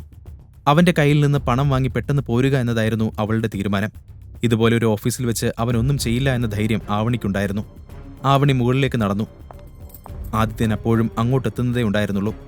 അശോക് ഇതിനകം തന്നെ തന്റെ കളി തുടങ്ങിയിരുന്നു. ആവണി നേരെ ചെന്ന് ക്യാബിനിൽ മുട്ടി. അതവളാണെന്ന് അശോക് മനസ്സിലാക്കിയിരുന്നു. അവന്റെ ചുണ്ടിൽ ഒരു ചിരി വിരിഞ്ഞു. അവൻ ഡ്രസ്സൊക്കെ ശരിയാക്കി ഒന്നുകൂടെ ശരിക്കിരുന്നു കൊണ്ട് പറഞ്ഞു, യെസ്, കമിൻ. ആവണി അകത്തേക്ക് കടന്നതും അവനൊരു വഷളം ചിരി ചിരിച്ചു. ഓ ആവണി, കം സിറ്റ്. താൻ വിളിച്ചിരുന്നല്ലോ അല്ലേ? ഞാനത് വിട്ടുപോയിരുന്നു. അശോക്, അപ്പോൾ ക്യാഷ്? യാ അതെനിക്ക് ഓർമ്മയുണ്ട്. ഞാൻ തരാമെന്ന് പറഞ്ഞതല്ലേ. ആദ്യം ആവണി ഇരിക്കേ. അശോകിന് അവളെ കുറച്ചു സമയം അവിടെ കിട്ടണമായിരുന്നു. ആവണി പേടിയോടെ അവന്റെ അടുത്തേക്ക് നടന്നു. ആവണി അശോകിന്റെ മുന്നിൽ ഒരു മനോഹരമായ സോഫയിൽ ഇരിക്കുമ്പോൾ അവൻ ഒരു ഗ്ലാസ് റെഡ് വൈനുമായി അവന്റെ ചെയറിലിരുന്നു. അവൾ ഫോണിൽ വിളിച്ചപ്പോൾ തന്നെ എല്ലാ കാര്യങ്ങളും അവനോട് വിശദീകരിച്ചിരുന്നു. എങ്കിലും അവിടെ ഇരുന്നപ്പോൾ അവൾ ഒന്നുകൂടെ അവനോട് കാര്യങ്ങളെല്ലാം പറഞ്ഞു. അശോക് ശ്രദ്ധയോടെ അതെല്ലാം കേട്ടു. എന്നിട്ട് അവിടെ നിന്ന് എഴുന്നേറ്റ് അവളുടെ അടുത്തേക്ക് ചെന്നു. അവന്റെ നോട്ടം അവളെ അസ്വസ്ഥയാക്കുന്ന വിധത്തിൽ അവളുടെ ദേഹത്താകെ ഇഴഞ്ഞു. അവൾ തല താഴ്ത്തി നിന്നു. എന്റെ ആവണി, ഇത്രയും വലിയൊരു കാര്യമുണ്ടായിട്ട് താൻ ഇപ്പോഴാണോ എൻ്റെ അടുത്തേക്ക് വരുന്നത്? ആദ്യം തന്നെ എന്നെ വിളിക്കണ്ടേ? Look at you. ആകെ സ്ട്രെസ് എടുത്ത് ഒരു കോലമായി. പണ്ട് കോളേജിൽ ഞാൻ കണ്ടിരുന്ന ആവണി എന്തൊരു എനർജറ്റിക് ആയിരുന്നു. തനിക്കിപ്പോ വേണ്ടത് ഒരു ബ്രേക്കാണ്. ഒരു കാര്യം ചെയ്, ഇപ്പൊ താൻ ഇതൊന്ന് കുടിക്ക് ആൻഡ് റിലാക്സ് മാൻ. അതും പറഞ്ഞ് അശോക് ആ വൈൻ ഗ്ലാസ് അവളുടെ നേരെ നീട്ടി. ഞാൻ കുടിക്കില്ല അശോക്, അവൾ മടിച്ചു മടിച്ചു മറുപടി പറഞ്ഞു. താൻ എന്താണ് ഈ പറയുന്നത്? ഇത്രയും ദൂരം വന്നിട്ട് എനിക്കൊരു കമ്പനി പോലും തരില്ലേ? ഇത് വളരെ എക്സ്പെൻസീവ് ആയിട്ടുള്ള വൈനാണ്, സ്പെഷ്യലി ഫോർ യു. ഇതിൽ ആൽക്കഹോൾ കണ്ടന്റ് ഒക്കെ വളരെ കുറവാണ്. കമോൺ ആവണി, ഒരു സിപ്പ് എടുക്കുക. I am sure you will love it. No Ashok, എനിക്ക് ചെക്കുമായി എത്രയും പെട്ടെന്ന് തന്നെ തിരികെ എത്തണം. അവിടെ അവരെല്ലാം കാത്തിരിക്കുകയാണ്. അശോക് പുഞ്ചിരിച്ചുകൊണ്ട് പോക്കറ്റിൽ നിന്ന് ചെക്ക് ബുക്ക് എടുത്തു. യെസ് യെസ്, തൻ്റെ അച്ഛൻ അവിടെ കാത്തിരിക്കുന്നുണ്ടല്ലേ? ഞാൻ ഇപ്പോൾ തന്നെ ചെക്കിൽ ഒപ്പിടാം. പക്ഷേ താൻ എന്നോടൊപ്പം ഇരുന്ന് ഇത് കഴിച്ചില്ലെങ്കിൽ എനിക്ക് വിഷമമാവും. സോറി അശോക്, ഞാൻ കഴിക്കാത്തത് കൊണ്ടാണ്. പിന്നെ ക്യാഷ് ഞാൻ എത്രയും വേഗം തിരികെ തരാൻ നോക്കാം. അവൾ മെല്ലെ വിഷയം മാറ്റാൻ നോക്കി. ഏയ്, പണം എനിക്കൊരു പ്രശ്നമല്ല. അതൊക്കെ താൻ സാവധാനം തന്നാൽ മതി. ഇതിനൊക്കെ അല്ലേ ഫ്രണ്ട്സ്? അത് പറയുമ്പോൾ അവൻ്റെ നോട്ടം അവളുടെ ദേഹത്തായിരുന്നു. അവൻ മെല്ലെ അവളുടെ അടുത്തേക്ക് നീങ്ങി. അവൻ്റെ ഉദ്ദേശം വ്യക്തമായിരുന്നു. ആവണി സോഫയുടെ മൂലയിലേക്ക് ചുരുങ്ങിപ്പോയി. അവളുടെ നെഞ്ചിൽ പടപട എന്നിടിക്കുന്നുണ്ടായിരുന്നു. അവൻ്റെ നോട്ടം അവളെ തഴുകി. അവൻ്റെ കൈ മെല്ലെ അവളുടെ കവിളിലേക്ക് ഉയർന്നു. എന്നാൽ ആവണി മെല്ലെ മുഖം മാറ്റി. അശോക്, നോ, എനിക്കിതൊന്നും ഇഷ്ടമല്ല. ആവണി, ഇന്ന് തൻ്റെ അച്ഛൻ ജയിലിലേക്ക് പോകുന്നത് തടയാൻ എനിക്കല്ലാതെ ആർക്കും കഴിയില്ല. അവളുടെ മനസ്സിൽ അവളുടെ അച്ഛൻ്റെ മുഖം തെളിഞ്ഞു. ആ നിമിഷം ആദിത്യൻ കൂടെ ഇല്ലാത്തതിന് ആവണി നിശബ്ദമായി മനസ്സിൽ സ്വയം ശപിച്ചു. കമോൺ, ഇതൊരു ഡ്രിങ്ക് അല്ലേ? ഇത് വാങ്ങിയിട്ട് ദേ ഈ ചെക്കെടുക്ക്. ഇതിലെന്താണ് ഇത്രയധികം ആലോചിക്കാനൊക്കെ ഉള്ളത്? അപ്പോൾ അവൾ വിറയ്ക്കുന്ന ശബ്ദത്തിൽ ചോദിച്ചു, ഇത് കുടിച്ചാൽ നീ എനിക്ക് ക്യാഷ് തരുമോ? Oh sure, no doubt. അവൻ്റെ കണ്ണുകൾ ആവണിയുടെ കാലുകളിലൂടെയും ചുണ്ടുകളിലൂടെയും ഓടി നടന്നു. പിന്നെ കയ്യിലുള്ള ഗ്ലാസ് അവളുടെ മുഖത്തേക്ക് നീട്ടി. ആവണി അതിനായി കൈനീട്ടുമ്പോൾ അവളുടെ വിരലുകൾ വിറച്ചു. അവളുടെ മുമ്പിൽ വേറെ വഴിയില്ലായിരുന്നു. പക്ഷേ അവൾക്കത് ചുണ്ടിലേക്ക് ഉയർത്താൻ കഴിയുന്നതിന് മുമ്പ് വാതിലിൽ ഒരു വലിയ മുട്ട് കേട്ടു. അശോകിന്റെ മുഖം ദേഷ്യം കൊണ്ട് ചുവന്നു. അവൻ പോയി വാതിൽ തുറന്നു. ആദിത്യനായിരുന്നു അത്. ആവണിയുടെ കയ്യിലുള്ള വൈൻ ഗ്ലാസ് കണ്ടപ്പോൾ ദേഷ്യം കൊണ്ട് അവന്റെ കണ്ണുകൾ ജ്വലിച്ചു. അശോക് അവനോട് ചോദിച്ചു, നീ ആരാണ്? നീ എങ്ങനെ അകത്ത് കയറി? ആദിത്യനാണ് അതെന്ന് കണ്ടപ്പോൾ ആവണി അത്ഭുതത്തോടെ ചോദിച്ചു, ആദിത്യൻ, നീ ഇവിടെ എങ്ങനെ? അപ്പോൾ ആദിത്യൻ പറഞ്ഞു, ഞാനിപ്പോൾ ഇവിടെ എത്തിയില്ലായിരുന്നെങ്കിൽ ഇവൻ നിന്നെ. എന്നാൽ അവൾ അവന്റെ നേരെ നോക്കി പൊട്ടിത്തെറിച്ചു. നിനക്ക് എങ്ങനെ അങ്ങനെ ചിന്തിക്കാൻ തോന്നി? ഞാനൊരു സഹായത്തിനാണ് ഇവിടെ വന്നത്. അശോക് എനിക്ക് പണം തരാമെന്ന് സമ്മതിച്ചതുകൊണ്ട് വന്നതാണ്, അല്ലാതെ ഇവിടെ മറ്റൊന്നുമല്ല. എന്നാൽ ആദിത്യൻ വിട്ടുകൊടുക്കാൻ തയ്യാറല്ലായിരുന്നു. ആവണി, നിനക്കവനെ ശരിക്കറിയില്ല, മതി. ദേഷ്യത്തോടെ അശോക് മുന്നോട്ട് നടന്നു. നീ ആരോടാണ് സംസാരിക്കുന്നത് നിനക്കറിയോ? എന്നാൽ ആവണി വേഗം അതിൽ ഇടപെട്ടുകൊണ്ട് പറഞ്ഞു, 1 second Ashok, this is my husband. അത് കേട്ടതും അശോക് ആദിത്യനെ അടിമുടി ഒന്ന് നോക്കി. ഓ, അപ്പോൾ ഇതാണ് ആ ഭാര്യ വീട്ടിൽ ഉണ്ടുറങ്ങി കഴിയുന്നവൻ അല്ലേ? ഇവനോട് ഇപ്പോൾ തന്നെ എന്റെ കാലിൽ വീണ് സോറി പറയാൻ പറ, അല്ലെങ്കിൽ ഇവൻ ഇവിടെ നിന്ന് ജീവനോടെ പോകില്ല. അശോക് ആദിത്യനെ ഭീഷണിപ്പെടുത്തിക്കൊണ്ട് പറഞ്ഞു. 3 വർഷങ്ങൾക്ക് മുമ്പ് നിന്നെപ്പോലുള്ള ഒരുത്തൻ എന്റെ ക്യാബിനിൽ കയറാൻ ശ്രമിച്ചതാണ്. അവന്റെ കുടുംബം ഇപ്പോഴും അവന്റെ ഡെഡ് ബോഡി തിരഞ്ഞ് നടക്കുന്നുണ്ട്. അവർക്ക് അവസാനമായി അവന്റെ മുഖം പോലും കാണാൻ കഴിഞ്ഞില്ല. സൂക്ഷിച്ചും കണ്ടും പെരുമാറിയാൽ നിനക്ക് നല്ലത്. അപ്പോൾ ആവണി പേടിയോടെ ആദിത്യനോട് യാചിച്ചു, ആദിത്യൻ, നീ വേഗം തന്നെ അശോകിനോട് സോറി പറ. എന്നാൽ ആദിത്യന് യാതൊരു പേടിയുമില്ലായിരുന്നു. എന്തിന്? ഞാൻ എന്തിന് ഇവനോട് സോറി പറയണം? ഇവന്റെ ഭീഷണിയൊക്കെ വെറുതെയാണ്. ഈ നായ കുരയ്ക്കും, പക്ഷെ കടിക്കില്ല. നായയോ? അശോകിന് പിന്നെ പിടിച്ചു നിൽക്കാനായില്ല. അവൻ ആദിത്യന്റെ കോളറിൽ പിടിച്ചു. എടാ, എന്നാ ഈ നായക്ക് എന്ത് ചെയ്യാൻ കഴിയുമെന്ന് ഞാൻ കാണിച്ചു തരാം. അവൻ വേഗം തന്നെ ഫോൺ എടുത്ത് ആര്യയോ ഡയൽ ചെയ്തു. ഇൻസ്പെക്ടർ, മീറ്റിയോർ ഗ്രൂപ്പിന്റെ ഹെഡ് ഓഫീസിൽ നിന്ന് അശോക് ചന്ദ്രനാണ് സംസാരിക്കുന്നത്. ഇപ്പോൾ തന്നെ എന്റെ ഓഫീസിലേക്ക് വരണം. എനിക്ക് ഒരുത്തനെ ഒന്ന് പെരുമാറാനുണ്ട്. അവൻ ഫോൺ കട്ട് ചെയ്ത് ആവണിയുടെ നേരെ തിരിഞ്ഞു. ആവണി, ഇനി ആ ചെക്കിന്റെ കാര്യം മറന്നേക്ക്. പിന്നെ ദേ ഇവൻ ഇന്നത്തോടെ ജയിലിലേക്ക് പോവും. പിന്നെ ഈ രാത്രി നീ എന്റെ കൂടെ ആവും മോളെ. അതുകൂടെ കേട്ടപ്പോൾ ആദിത്യന്റെ ക്ഷമ നശിച്ചു. തന്റെ മുമ്പിൽ വെച്ച് തന്റെ ഭാര്യയെപ്പറ്റി ഒരാൾ അനാവശ്യം പറഞ്ഞാൽ ഏതൊരാൾക്കും സഹിക്കില്ല. അവൻ അശോകിന്റെ കോളറിൽ പിടിച്ച് അവന്റെ മുഖത്ത് ശക്തമായി അടിച്ചു. നീ എന്നെ തല്ലിയല്ലേ? നീ തീർന്നടാ! അശോക് അലറി. പക്ഷേ അവൻ പറഞ്ഞു തീരുന്നതിന് മുമ്പ് വാതിൽ വീണ്ടും തുറന്നു. ചന്ദ്രശേഖർ പോലീസ് ഉദ്യോഗസ്ഥരോടൊപ്പം അകത്തേക്ക് കയറി. അവരെ കണ്ട അശോക് അലറി, അച്ഛാ, ഈ നായ എന്നെ അടിക്കാൻ ശ്രമിച്ചു. പക്ഷെ അപ്പോഴാണ് അശോക് ശേഖരനെ ശരിക്കും നോക്കിയത്. കോൺസ്റ്റബിൾമാർ ശേഖരന്റെ കൈകളിൽ വിലങ്ങിട്ട് പിടിച്ചിരിക്കുന്നു. അത് കണ്ടപ്പോൾ അവന്റെ ശബ്ദമിടറി. എന്താണ് പുറത്ത് സംഭവിച്ചതെന്ന് അവൻ അറിഞ്ഞിട്ടില്ലായിരുന്നു. അവന് കാര്യം മനസ്സിലാകുന്നതിന് മുമ്പ് തന്നെ 2 കോൺസ്റ്റബിൾമാർ കൂടി അവനെ പിടിച്ച് മുട്ടുകുത്തിച്ചു. അശോക് ആകെ അമ്പരന്നു. ഇൻസ്പെക്ടർ, നിങ്ങൾക്ക് ഭ്രാന്താണോ? എന്നെ എന്തിനാണ് അറസ്റ്റ് ചെയ്യുന്നത്? ഞാനല്ലേ നിങ്ങളെ വിളിച്ചത്? അശോക്, ജനങ്ങളുടെ ക്യാഷ് തട്ടിയെടുത്തതിനും അവരെ വഞ്ചിച്ചതിനും നിരപരാധികളായ ഒരുപാട് പെൺകുട്ടികളുടെ ജീവിതം നശിപ്പിച്ചതിനും ഞാൻ നിങ്ങളെയും നിങ്ങളുടെ അച്ഛനെയും അറസ്റ്റ് ചെയ്യുന്നു. ഇൻസ്പെക്ടർ എടുത്തടിച്ചതുപോലെ പറഞ്ഞു. അശോക് ഞെട്ടലോടെ ശേഖരനെ നോക്കി. ശേഖരൻ തല കുനിച്ചു നിന്നു. ആവണി ആകെ അമ്പരന്ന് നിൽക്കുമ്പോൾ ആദിത്യന്റെ കണ്ണുകൾ ആ വൈൻ ഗ്ലാസ്സിലേക്ക് തിരിഞ്ഞു. ഇൻസ്പെക്ടർ, ഞാൻ വന്നപ്പോൾ അശോക് എന്റെ ഭാര്യ ഇത് കുടിക്കാൻ നിർബന്ധിക്കുകയായിരുന്നു. ഇതിൽ ഡ്രഗ്സ് കലർത്തിയിട്ടുണ്ടെന്ന് എനിക്ക് നല്ല ഡൗട്ടുണ്ട്. അതൊന്ന് പരിശോധിക്കണം. ഇൻസ്പെക്ടർ ആ ഗ്ലാസ് വാങ്ങി അതിൽ നിന്ന് കുറച്ച് തന്റെ കർച്ചീഫിൽ ഒഴിച്ചു. ഉടൻ തന്നെ അത് കടും നീലയായി മാറി. താങ്കളുടെ സംശയം ശരിയാണ് ആദിത്യൻ. ഇതിൽ വളരെ അപകടകരമായ ഡ്രഗ്സ് ആഡ് ചെയ്തിട്ടുണ്ടായിരുന്നു. കോൺസ്റ്റബിൾ, ഈ തെളിവെടുത്ത് ഇവരെല്ലാം അറസ്റ്റ് ചെയ്ത് കൊണ്ടുപോകൂ. അശോക് കുതറി നോക്കിയെങ്കിലും കോൺസ്റ്റബിൾമാർ അവനെയും ശേഖരനെയും പുറത്തേക്ക് വലിച്ചഴിച്ചു കൊണ്ടുപോയി. എല്ലാവരും പോയപ്പോൾ ആദിത്യനും ആവണിയും അവിടെ ഒറ്റയ്ക്കായി. ക്യാബിൻ അപ്പോൾ പൂർണ്ണ നിശബ്ദതയിലായിരുന്നു. സത്യം മനസ്സിലാക്കിയ ആവണിക്ക് ദേഹം കുഴയുന്നത് പോലെ തോന്നി. ആദിത്യൻ വേഗം തന്നെ ചെന്ന് അവളെ പിടിച്ചു. ആവണി തന്റെ കണ്ണുനീർ തുടച്ചുകൊണ്ട് ആദിത്യനെ നോക്കി. Aditya, I am sorry. അവൻ അവളുടെ അടുത്തേക്ക് ചെന്ന് അവളുടെ കണ്ണുനീർ തുടച്ചു. ഏയ്, എന്താ ഇത്? കരയാൻ മാത്രം ഒന്നും ഉണ്ടായില്ലല്ലോ. നീ ഓക്കെ അല്ലേ? അശോകിനും അവന്റെ അച്ഛനും അവർ ചെയ്തതിനൊക്കെയുള്ള ശിക്ഷ കിട്ടും. ഒരുപാട് പെൺകുട്ടികളുടെ ജീവിതം അവർ തകർത്തിട്ടുണ്ട്. ആവണി മൂളി. പക്ഷേ ഇനി എവിടെ നിന്ന് പണം ഒപ്പിക്കുമെന്ന് ആലോചിച്ച് അവൾ ടെൻഷനോടെ സോഫയിലേക്ക് വീണു. ആദിത്യൻ അപ്പോൾ അവന്റെ പോക്കറ്റിൽ നിന്നും 30 ലക്ഷത്തിന്റെ ഒരു ചെക്ക് എടുത്ത് അവളുടെ നേരെ നീട്ടി. നോക്ക്, നിന്റെ അച്ഛനെ രക്ഷിക്കാനുള്ള ക്യാഷ് ഞാൻ അറേഞ്ച് ചെയ്തിട്ടുണ്ട്. ആവണി അമ്പരപ്പോട് ചോദിച്ചു. ഇതെങ്ങനെ? ഇത്രയും പെട്ടെന്ന് ഇത്രയും പണം എവിടെ നിന്ന് കിട്ടി? എന്നാൽ അവൻ മറുപടി ഒന്നും പറഞ്ഞില്ല. സത്യം പറഞ്ഞാൽ കൂടുതൽ പ്രശ്നമാകുമെന്ന് തോന്നിയപ്പോൾ ആദിത്യൻ മിണ്ടാതിരുന്നു.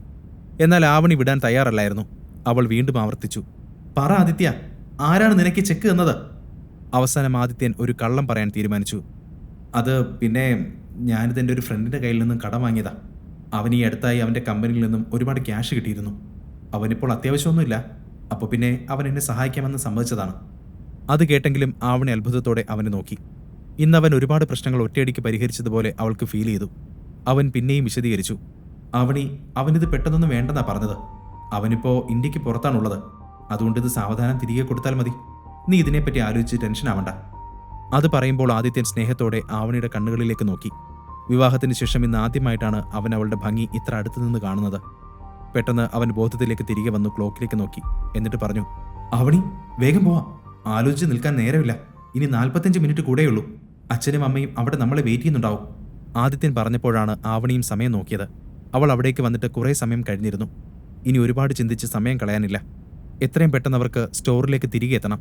അല്ലെങ്കിൽ അച്ഛനെ അവർ ജയിലിലേക്ക് അയക്കും. ആവണി ആദിത്യനെയും കൂട്ടി വേഗം തന്നെ അവിടെ നിന്നും പോയി. അതേസമയം ജയരാജും ഗീതയും അപ്പോഴും ആ സ്റ്റോറിന്റെ ഒരു മൂലയിൽ ഇരിക്കുകയായിരുന്നു. അവരുടെ ചുറ്റും ഒരുപാട് ബോഡി ഗാർഡ്സ് നിൽക്കുന്നുണ്ട്. അവരെല്ലാം മാനേജറുടെ ആജ്ഞയ്ക്കായി വെയിറ്റ് ചെയ്യുകയാണ്. മാനേജർ കമ്മീഷണറെ വിളിച്ച് അങ്ങോട്ടേക്ക് വരാൻ പറഞ്ഞിട്ടുണ്ട്. കുറച്ചു സമയം അക്ഷമയോടെ അങ്ങോട്ടും ഇങ്ങോട്ടും നടന്നതിന് ശേഷം മാനേജർ ദേഷ്യത്തോടെ പറഞ്ഞു, ഇനി 10 മിനിറ്റ് കൂടെ ബാക്കിയുള്ളൂ. നിങ്ങളുടെ മോളും മരുമോനും ഇതുവരെ എത്തിയിട്ടില്ല. അവർക്ക് ക്യാഷ് കണ്ടെത്താൻ കഴിയുമെന്ന് എനിക്ക് ഒട്ടും ഉറപ്പില്ല. എന്തായാലും നിങ്ങൾ ജയിലിലേക്ക് പോകാൻ റെഡി ആയിക്കോളൂ. ജയരാജും ഗീതയും ആകെ പേടിച്ചുപോയി. മാനേജർക്ക് കൂടുതൽ എന്തെങ്കിലും പറയാൻ സാധിക്കുന്നതിന് മുമ്പ് ആദിത്യനും ആവണിയും ഗേറ്റ് കടന്ന് അങ്ങോട്ടേക്ക് വരുന്നത് എല്ലാവരും കണ്ടു. അവരെ രണ്ടുപേരെയും കണ്ടപ്പോൾ ജയരാജിന്റെ കണ്ണുകൾ വിടർന്നു. അയാൾ ആകെ പരിഭ്രമത്തിലായിരുന്നു. ഗീത ആകാംക്ഷയോട് ചോദിച്ചു, എന്തായി മോളെ, ക്യാഷ് കിട്ടിയോ? ഞങ്ങൾ ആകെ പേടിച്ചുപോയി. ആവണി അമ്മയെ സമാധാനിപ്പിച്ചുകൊണ്ട് പറഞ്ഞു, അമ്മ പേടിക്കണ്ട, ഇതാ ചെക്ക്. നമുക്കിത് കൊടുത്ത് വേഗം തന്നെ പോവാം. അത് കണ്ടപ്പോൾ ഗീതയ്ക്ക് വളരെ സന്തോഷം തോന്നി. ആവൂ, ആശ്വാസമായി. കണ്ടോ മോളെ, ഞാൻ നിന്നോട് പറഞ്ഞില്ലേ അശോക് നിന്നെ സഹായിക്കുമെന്ന്. അവൻ ശരിക്കും ഒരു നല്ല മനസ്സുള്ളവനാണ്. ആദിത്യനെ പോലെയല്ല. ആ പണം അശോക് കൊടുത്തതാവും എന്നാണ് ഗീത കരുതിയത്. പണം കണ്ടപ്പോൾ ഗീതയുടെ കണ്ണുകളിൽ സന്തോഷം നിറഞ്ഞു. അതിനിടയിലും അവർ ദേഷ്യത്തോടെ ആദിത്യനെ നോക്കി. എന്നിട്ട് പറഞ്ഞു, നോക്ക്, ഈ ചെക്ക് കണ്ടോ? ഇതാണ് അന്തസ്. അശോക് എൻ്റെ മോളുടെ ഫ്രണ്ടായത് ഭാഗ്യം. അല്ലെങ്കിൽ ഞങ്ങൾ എന്ത് ചെയ്തേനെ? നീ ഇന്ന് തന്നെ ഇവിടെ ഡിവോഴ്സ് ചെയ്യുന്നതാണ് നല്ലത്. നിന്നെപ്പോലെ ഒരുത്തൻ കാരണം എൻ്റെ മകളുടെ ജീവിതം നശിക്കുന്നത് എനിക്ക് കണ്ടു നിൽക്കാൻ വയ്യ. ഒരുപാട് സ്വർണം കൊണ്ട് മൂടേണ്ട പെണ്ണാണ്. എന്നിട്ടിപ്പോ ഇവളുടെ അവസ്ഥ കണ്ടില്ലേ? അതും പറഞ്ഞ് ഗീത തലയിൽ കൈവച്ചു. അവിടെ ഒരു ചെയറിലിരുന്നു. എന്നാൽ അത് കേട്ടപ്പോൾ ആവണിക്ക് സഹിച്ചില്ല. അവൾ ആദിത്യനെ നോക്കി. എന്നിട്ട് അമ്മയോട് വിശദീകരിക്കാൻ ശ്രമിച്ചു. അതങ്ങനെയല്ല അമ്മേ, സത്യത്തിൽ ആദിത്യനാണ്. എന്നാൽ ഗീത അവളെ പറഞ്ഞു മുഴുവിപ്പിക്കാൻ സമ്മതിച്ചില്ല. ആവണി മിണ്ടാതിരിക്കുന്നതാ നിനക്ക് നല്ലത്. ഈ ഇടയെ നിനക്കിപ്പോൾ നല്ലതും ചീത്തയും ഒന്നും തിരിച്ചറിയാതായിട്ടുണ്ട്. നിന്റെ സാരി തുമ്പിൽ കെട്ടിയിട്ട പോലെ നടക്കുന്ന ഇവനെ കൊണ്ട് എന്തിനു കൊള്ളാം? നീ എന്താ ഇപ്പോഴും ഇവനെ ഒഴിവാക്കാത്തത്? പുറത്ത് അലഞ്ഞു തിരിഞ്ഞ് നടക്കുന്ന പൂച്ചകൾ ഇടയ്ക്ക് വീട്ടിൽ വന്ന് താമസിക്കില്ലേ? ഒരു കാലം കഴിയുമ്പോൾ അവ തനിയെ തിരിച്ചു പോകും. അതുപോലെ കരുതിയാൽ മതി ഇതും. ഗീത പരിസരബോധമില്ലാതെ സംസാരിക്കുന്നത് കേട്ടപ്പോൾ അവിടെയുണ്ടായിരുന്ന മാനേജറും ബോഡി ഗാർഡ്സും പരസ്പരം നോക്കി. എന്നാൽ എല്ലാവരും അത് കേൾക്കുന്നുണ്ട് എന്ന ഭാവമൊന്നും ഗീതയ്ക്കില്ലായിരുന്നു. എന്നാൽ അശോകിന്റെ കാര്യം പറയുമ്പോഴെല്ലാം ആവണിക്ക് അവനിന്ന് ചെയ്ത പ്രവൃത്തിയാണ് ഓർമ്മ വന്നത്. അമ്മ ഇനി ഒരിക്കലും അവനെ ന്യായീകരിക്കരുത് എന്നുള്ളതുകൊണ്ട് ആവണി വാശിയോടെ അപ്പോൾ തന്നെ പറഞ്ഞു, അമ്മേ, ഞാൻ പറയുന്നൊന്ന് കേൾക്ക്. ഈ ക്യാഷ് എനിക്ക് തന്നത് അശോകല്ല, ആദിത്യനാണ്. അവന്റെ ഒരു ഫ്രണ്ട് കൊടുത്തതാണ്. ആവണിയുടെ വാക്കുകൾ എല്ലാവരെയും ഞെട്ടിച്ചു. ഗീതയും ജയരാജും അത്ഭുതത്തോടെ ആദിത്യനെ നോക്കി. ഗീത സംശയത്തോടെ നിന്നു. പിന്നെ അവനെ പരിഹസിച്ചു. ഓ, ശരിക്കും ഒരു ഫ്രണ്ട് എന്നാണോ? അതോ നീ എന്തെങ്കിലും തട്ടിപ്പ് നടത്തിയതാണോ? ഞാനും ഒന്ന് നോക്കട്ടെ നിന്റെ ഏത് ഫ്രണ്ടാണ് നിനക്ക് ഈ 30 ലക്ഷമൊക്കെ തന്നതെന്ന്. നീ അവനെ ഒന്ന് വിളിച്ചേ, എനിക്ക് ഈ പറഞ്ഞ ഫ്രണ്ടിനോടൊന്ന് സംസാരിക്കണം. ഇത് കേട്ടപ്പോൾ ആദിത്യൻ പരിഭ്രാന്തിയോടെ ചുറ്റും നോക്കാൻ തുടങ്ങി. ഇനി അവരോട് എന്ത് കള്ളം പറയുമെന്നാണ് ആദിത്യൻ ആലോചിച്ചത്. അതേസമയം ഗീതയുടെ സംശയകരമായ നോട്ടം അവനിൽ തന്നെ ഉറച്ചു നിന്നു. നീ എന്തിനാണ് ഈ നോക്കുന്നത്? കോൾ ചെയ്യുന്നില്ലേ? അമ്മേ, അവൻ ഇവിടെയല്ല താമസിക്കുന്നത്. ബിസിനസ് ആവശ്യത്തിനായി അവൻ പുറത്താണ്. അവന്റെ സെക്രട്ടറിയാണ് എനിക്ക് ചെക്ക് തന്നത്. ആദിത്യൻ മടിച്ചു മറുപടി പറഞ്ഞു. ആദിത്യൻ പിന്നെ കൂടുതൽ എന്തെങ്കിലും പറയുന്നതിന് മുമ്പ് സ്റ്റോർ മാനേജർ അവരുടെ അടുത്തേക്ക് വന്നു. അവർ കുറേ സമയമായി അവിടെ ഇരുന്ന് പരസ്പരം തർക്കിക്കുന്നത് അയാൾ കാണുന്നുണ്ട്. അയാൾക്ക് അവരെ അവിടെ നിന്ന് പറഞ്ഞയക്കണമായിരുന്നു. മാനേജർ പറഞ്ഞു, അവിടെ നടന്നതും പിന്നീട് മണിക്കൂറുകളായി അവിടെ നടക്കുന്ന തർക്കങ്ങളുമെല്ലാം സ്റ്റോറിന്റെ റെപ്യൂട്ടേഷനെ ബാധിക്കുമെന്ന് അയാൾ ഭയപ്പെട്ടു. എക്സ്ക്യൂസ് മീ, നിങ്ങളുടെ കുടുംബ നാടകമൊക്കെ സ്വന്തം വീട്ടിൽ ചെന്നിട്ട് മതി. എനിക്കിപ്പോൾ തന്നെ എൻ്റെ ക്യാഷ് കിട്ടണം. ഓക്കെ, ഇതാ നിങ്ങളുടെ ക്യാഷ്. അത് കേട്ട് ആവണി ആ ചെക്ക് എടുത്ത് മാനേജർക്ക് കൊടുത്തുകൊണ്ട് പറഞ്ഞു. അയാൾ അതും വാങ്ങി അവിടേക്ക് വരുന്ന മറ്റ് കസ്റ്റമേഴ്സിനരികിലേക്ക് പോയി. അയാളുടെ കൂടെ ഉണ്ടായിരുന്ന ഗാർഡുകളും സ്റ്റോറിന്റെ മറുവശത്തേക്ക് പോയി. പക്ഷെ ഗീതയുടെ സംശയം ഇപ്പോഴും ആദിത്യനെ ചുറ്റിപ്പറ്റിയായിരുന്നു. അത് മനസ്സിലാക്കിയെന്ന വണ്ണം ആവണി മുന്നോട്ട് വന്ന് പറഞ്ഞു, അമ്മേ, അശോക് പണം തരണമെങ്കിൽ അവനോടൊപ്പം ഡ്രിങ്ക്സ് കഴിക്കണമെന്ന് പറഞ്ഞ് എന്നെ നിർബന്ധിച്ചു. അവൻ ഇങ്ങനെ മുമ്പ് പല പെൺകുട്ടികളോടും ചെയ്തിട്ടുണ്ട്. അതുകൊണ്ടൊക്കെ തന്നെയാ ഇപ്പോൾ ജയിലിൽ പോവേണ്ട ഗതി വന്നത്. അവൻ ചെയ്തതിനൊക്കെയുള്ള ശിക്ഷ അവന് കിട്ടണം. ആദിത്യൻ ഇന്ന് കൃത്യസമയത്ത് എത്തിയില്ലായിരുന്നുവെങ്കിൽ ഒരുപക്ഷെ അശോക് എന്നെ മിസ്യൂസ് ചെയ്തേനെ. ഇത് കേട്ട് ഗീത അത്ഭുതത്തോടെ ആദിത്യനെ നോക്കി. അവർക്കപ്പോഴും തന്റെ കാതുകളെ വിശ്വസിക്കാൻ കഴിഞ്ഞില്ല. പെട്ടെന്ന് ജയരാജ് ആശങ്കയോടെ ചോദിച്ചു, മോളെ, നിനക്കൊന്നും പറ്റില്ലല്ലോ അല്ലേ? ഇല്ലച്ചാ, എനിക്ക് കുഴപ്പമൊന്നുമില്ല. ആവണി ആശ്വാസത്തോടെ മറുപടി പറഞ്ഞു. ജയരാജിന് അത് കേട്ടപ്പോൾ വളരെ ആശ്വാസം തോന്നി. ഇപ്പോൾ അതാണ് ഏറ്റവും പ്രധാനപ്പെട്ട കാര്യം. ആദിത്യൻ എവിടെ നിന്നാണ് ഈ ക്യാഷ് കിട്ടിയതെന്നൊന്നും ഇപ്പോൾ ആലോചിക്കേണ്ട കാര്യമില്ല. അവനത് കൊണ്ടുവന്നല്ലോ, അത് തന്നെ വലിയ കാര്യം. ജീവിതത്തിൽ ഇതാദ്യമായാണ് അവൻ നമുക്ക് ഗുണമുള്ള എന്തെങ്കിലും ചെയ്യുന്നത്. അയാൾ എല്ലാം ഒന്ന് ഒതുങ്ങി തീർന്ന ആശ്വാസത്തിൽ പറഞ്ഞു. ഉടനെ ഗീത അയാൾക്ക് നേരെ ചാടി. ഇവൻ എന്ത് നല്ല കാര്യം ചെയ്തെന്നായി പറയുന്നേ? ആരിൽ നിന്നാണ് ഈ പണം കടം വാങ്ങിയതെന്ന് ആർക്കറിയാം? ഇപ്പോൾ തന്നെ ഇവനിത് തിരികെ നൽകേണ്ടി വരും. കടം തീർക്കാൻ ഇവിടെ കുറെ പണം കുന്നുകൂട്ടി വെച്ചതുപോലെയാ അവൻ ഇപ്പോൾ ആരോടൊക്കെയോ ഇരുന്ന് പണം കൊണ്ട് വന്നേക്കുന്നത്. ഗീതയുടെ പ്രകടനം അതിരുകടക്കുന്നുണ്ടെന്ന് ഉത്തമ ബോധ്യമുള്ള ആവണി ചുറ്റും നോക്കി. അവിടെ നിൽക്കുന്ന എല്ലാവരുടെയും ശ്രദ്ധ അങ്ങോട്ടേക്ക് തന്നെയായിരുന്നു. അമ്മേ, നമുക്ക് വീട്ടിൽ പോയി സംസാരിക്കാം. ദേ കണ്ടോ, എല്ലാവരും നമ്മളെ തന്നെയാ നോക്കുന്നത്. അപ്പോഴാണ് ഗീതയ്ക്കും സ്ഥലകാല ബോധം വന്നത്. പിന്നെ അധികം സമയമെടുക്കാതെ എല്ലാവരും വീട്ടിലേക്ക് ഇറങ്ങി. അവർ വീട്ടിലെത്തിയപ്പോഴേക്കും വൈകുന്നേരമായിരുന്നു. ആദിത്യൻ ഫോണിൽ എന്തോ നോക്കുകയായിരുന്നു. ആദിത്യനെ അപമാനിക്കാൻ കിട്ടുന്ന ഒരവസരവും ഗീത നഷ്ടപ്പെടുത്താറില്ല. അവർ ദേഷ്യത്തോടെ പറഞ്ഞു, ആഹാ, കൊള്ളാലോ, സാറ് വന്നിട്ട് വെറുതെ നിൽക്കുകയാണോ? പോയി എനിക്കൊരു ചായ ഇട്ടോണ്ട് വാ. ഓരോരോ പൊല്ലാപ്പ് കാരണം ടെൻഷൻ അടിച്ച് മനുഷ്യന്റെ തല വെട്ടി പൊളിയുക. ആദിത്യൻ അത് കേട്ട് തല കുലുക്കി. ശരിയമ്മേ. അപ്പോൾ ഗീത പരിഹാസത്തോടെ കൂട്ടിച്ചേർത്തു, ആ പിന്നെ ഒരു കാര്യം കൂടെ, ചായയിൽ പാലും പഞ്ചസാരയൊക്കെ ശ്രദ്ധിച്ചിട്ടാ മതി. നിന്റെ കുടുംബത്തിൽ നിന്ന് കൊണ്ടുവന്നതൊന്നും അല്ല അത്. ഇത് കേട്ടപ്പോൾ ആദിത്യൻ അറിയാതെ ചിരിച്ചുപോയി. കാരണം ആവണിയുടെ മുത്തച്ഛനായ ബാലകൃഷ്ണപിള്ളയ്ക്ക് ബിസിനസ് ആരംഭിക്കാൻ പണം നൽകിയത് ആദിത്യന്റെ മുത്തച്ഛനായിരുന്നു. ഒരു കാലത്ത് ബാലകൃഷ്ണപിള്ളയുടെ പൂർവികർ പള്ളിക്കൽ കുടുംബത്തെ സേവിച്ചിരുന്നവരാണ്. അവന്റെ മുഖത്ത് അറിയാതെ വിരിഞ്ഞ കള്ളച്ചിരി കണ്ട് ഗീത ദേഷ്യത്തോടെ ചോദിച്ചു, എന്തിനാ ചിരിക്കുന്നത്? ഇത്തവണ ചായ നല്ലതല്ലെങ്കിൽ അത് പിന്നെ കപ്പിലല്ല ഉണ്ടാവുക, നിന്റെ മുഖത്തായിരിക്കും. എന്നാൽ ആദിത്യൻ അതിനോട് പ്രതികരിക്കാൻ നിന്നില്ല. അവൻ തല കുലുക്കിക്കൊണ്ട് അടുക്കളയിലേക്ക് പോയി. ആദിത്യൻ പോയപ്പോൾ ഗീത പിന്നെ ജയരാജനും ആവണിക്ക് നേരെ തിരിഞ്ഞ് ഉറച്ച ശബ്ദത്തിൽ പറഞ്ഞു, തൽക്കാലം അവിടെ ആ ചെക്ക് കൊടുത്തെന്ന് കരുതി ആ പണം ഇനി തിരികെ കൊടുക്കാൻ നമ്മൾ എന്ത് ചെയ്യും? ആദിത്യൻ എവിടെ നിന്ന് കൊണ്ടുവന്നതായാലും നമ്മൾ തന്നെ ആ കടം വീട്ടണ്ടേ? ഇപ്പോൾ അത് നമ്മുടെ കഴുത്തിൽ തൂങ്ങിക്കിടക്കുന്ന ഒരു കുരുക്ക് പോലെയാണ്. ഇത് കേട്ടപ്പോൾ ആവണി തന്റെ സേവിങ്സിനെ കുറിച്ച് ചിന്തിക്കാൻ തുടങ്ങി. കാരണം ആദിത്യൻ വാങ്ങിയ പണം എത്രയും വേഗം തിരികെ നൽകേണ്ടി വരും. പക്ഷെ എന്തു ചെയ്യും? അപ്പോഴേക്കും ആദിത്യൻ പതിവ് പോലെ ഡിന്നറിനെ പറ്റി ചോദിക്കാൻ വന്നു. കാരണം ഗീതയ്ക്കും ജയരാജനും വീട്ടിൽ പലപ്പോഴും വ്യത്യസ്ത ടേസ്റ്റുകളാണ്. വരും വഴി അവൻ ആവണി സംസാരിക്കുന്നത് കേട്ടു. അമ്മേ, എന്റെ സേവിങ്സിലുള്ളതൊക്കെ നമുക്കിപ്പോൾ തന്നെ ആദിത്യന്റെ ഫ്രണ്ടിന് കൊടുക്കാം. ബാക്കി ഞാൻ പതിയെ കൊടുത്തോളാം. ഗീത ഒന്ന് മൂളി. ആദ്യം അവന്റെ ആ ഫ്രണ്ടിന് ബാക്കി ക്യാഷ് പിന്നെ കൊടുത്താൽ മതിയൊന്ന് ചോദിക്കേ. കാരണം കൂടി വന്നാൽ ഒരു 5 ലക്ഷമൊക്കെ അല്ലേ നിന്റെ കയ്യിൽ ഇപ്പോൾ കാണൂ. എന്റെ പേടി അയാൾ അതൊന്നും പറ്റില്ല എന്ന് പറയുമോ എന്നാണ്. അപ്പോഴേക്കും ആദിത്യൻ അങ്ങോട്ട് ചെന്ന് പറഞ്ഞു, അമ്മേ, അതിനെപ്പറ്റി ചിന്തിച്ച് വിഷമിക്കണ്ട. അത് പിന്നെ കൊടുത്താൽ മതി. അത് കേട്ടപ്പോൾ ഗീതയ്ക്ക് ഒരിത്തിരി ആശ്വാസമായി. അങ്ങനെയാണെങ്കിൽ നമുക്കത് പിന്നീട് കൊടുക്കാം. എന്നാൽ ആവണിക്ക് അതത്ര ശരിയായി തോന്നിയില്ല. കടം വാങ്ങിയാൽ അത് പറ്റുന്ന പോലെ വേഗം തിരിച്ചു കൊടുക്കണം എന്നതാണ് അവളുടെ പോളിസി. ഇപ്പോൾ കുറച്ചെങ്കിലും കൊടുത്താൽ അത്രയും ഭാരം കുറയും എന്നാണ് ആവണി ആലോചിച്ചത്. അവൾ പറഞ്ഞു, അതൊക്കെ ശരിയായിരിക്കും, പക്ഷെ അമ്മേ, ഇപ്പോൾ ആദ്യത്തിന് എന്റെ കയ്യിലുള്ള ആ 5 ലക്ഷം രൂപ കൊടുത്തേക്ക്. മനസ്സില്ലാ മനസ്സോടെ ഗീത അതിന് സമ്മതിച്ചു. അതെ, അതങ്ങ് കൊടുക്കുന്നത് തന്നെയാ നല്ലത്. നിന്റെ ഒന്നിനും കൊള്ളാത്ത ഭർത്താവിനെ പോലെ ആർക്കും ഒരു ഭാരമാകാൻ ഞാൻ ആഗ്രഹിക്കുന്നില്ല. അവർ ആവണിയോട് പിറുപിറുത്തു. ആവണി ഒന്ന് മൂളിക്കൊണ്ട് ആദിത്യന് നേരെ തിരിഞ്ഞു. ആദിത്യ, നീ പണം ആ ഫ്രണ്ടിന് നൽകുമ്പോൾ എന്റെ സ്പെഷ്യൽ താങ്ക്സ് പറയണം. അയാൾ നമുക്ക് അത്ര വലിയൊരു സഹായമാണ് ചെയ്തത്. ആദിത്യൻ തലയാട്ടി. ആ പണം ഇപ്പോൾ വേണ്ട എന്ന് താൻ വീണ്ടും വീണ്ടും പറഞ്ഞാൽ അവർക്ക് സംശയം തോന്നുമെന്ന് അവൻ അറിയാമായിരുന്നു. ശേഷം അവൻ ഡിന്നറിന് കഴിക്കാൻ എന്താണ് വേണ്ടതെന്ന് എല്ലാവരോടും ചോദിച്ച് നേരെ കിച്ചണിലേക്ക് പോയി.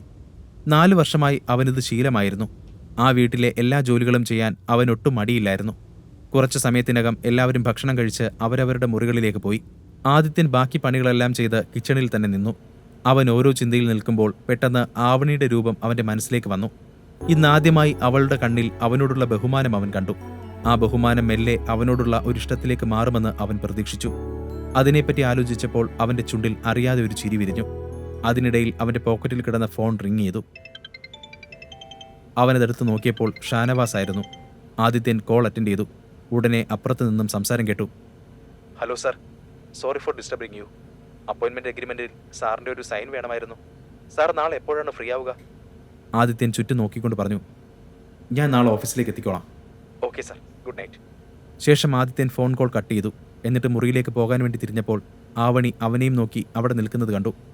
അവൾ സംശയത്തോടെ അവനെ നോക്കി. നീ ഈ സമയത്ത് ആരോടാണ് ഫോണിൽ സംസാരിക്കുന്നത്? പതിവില്ലാത്തൊരു പരിപാടി. ആദിത്യൻ പെട്ടെന്ന് തന്നെ മറുപടി പറഞ്ഞു. അതൊന്നുമില്ല ആവണി.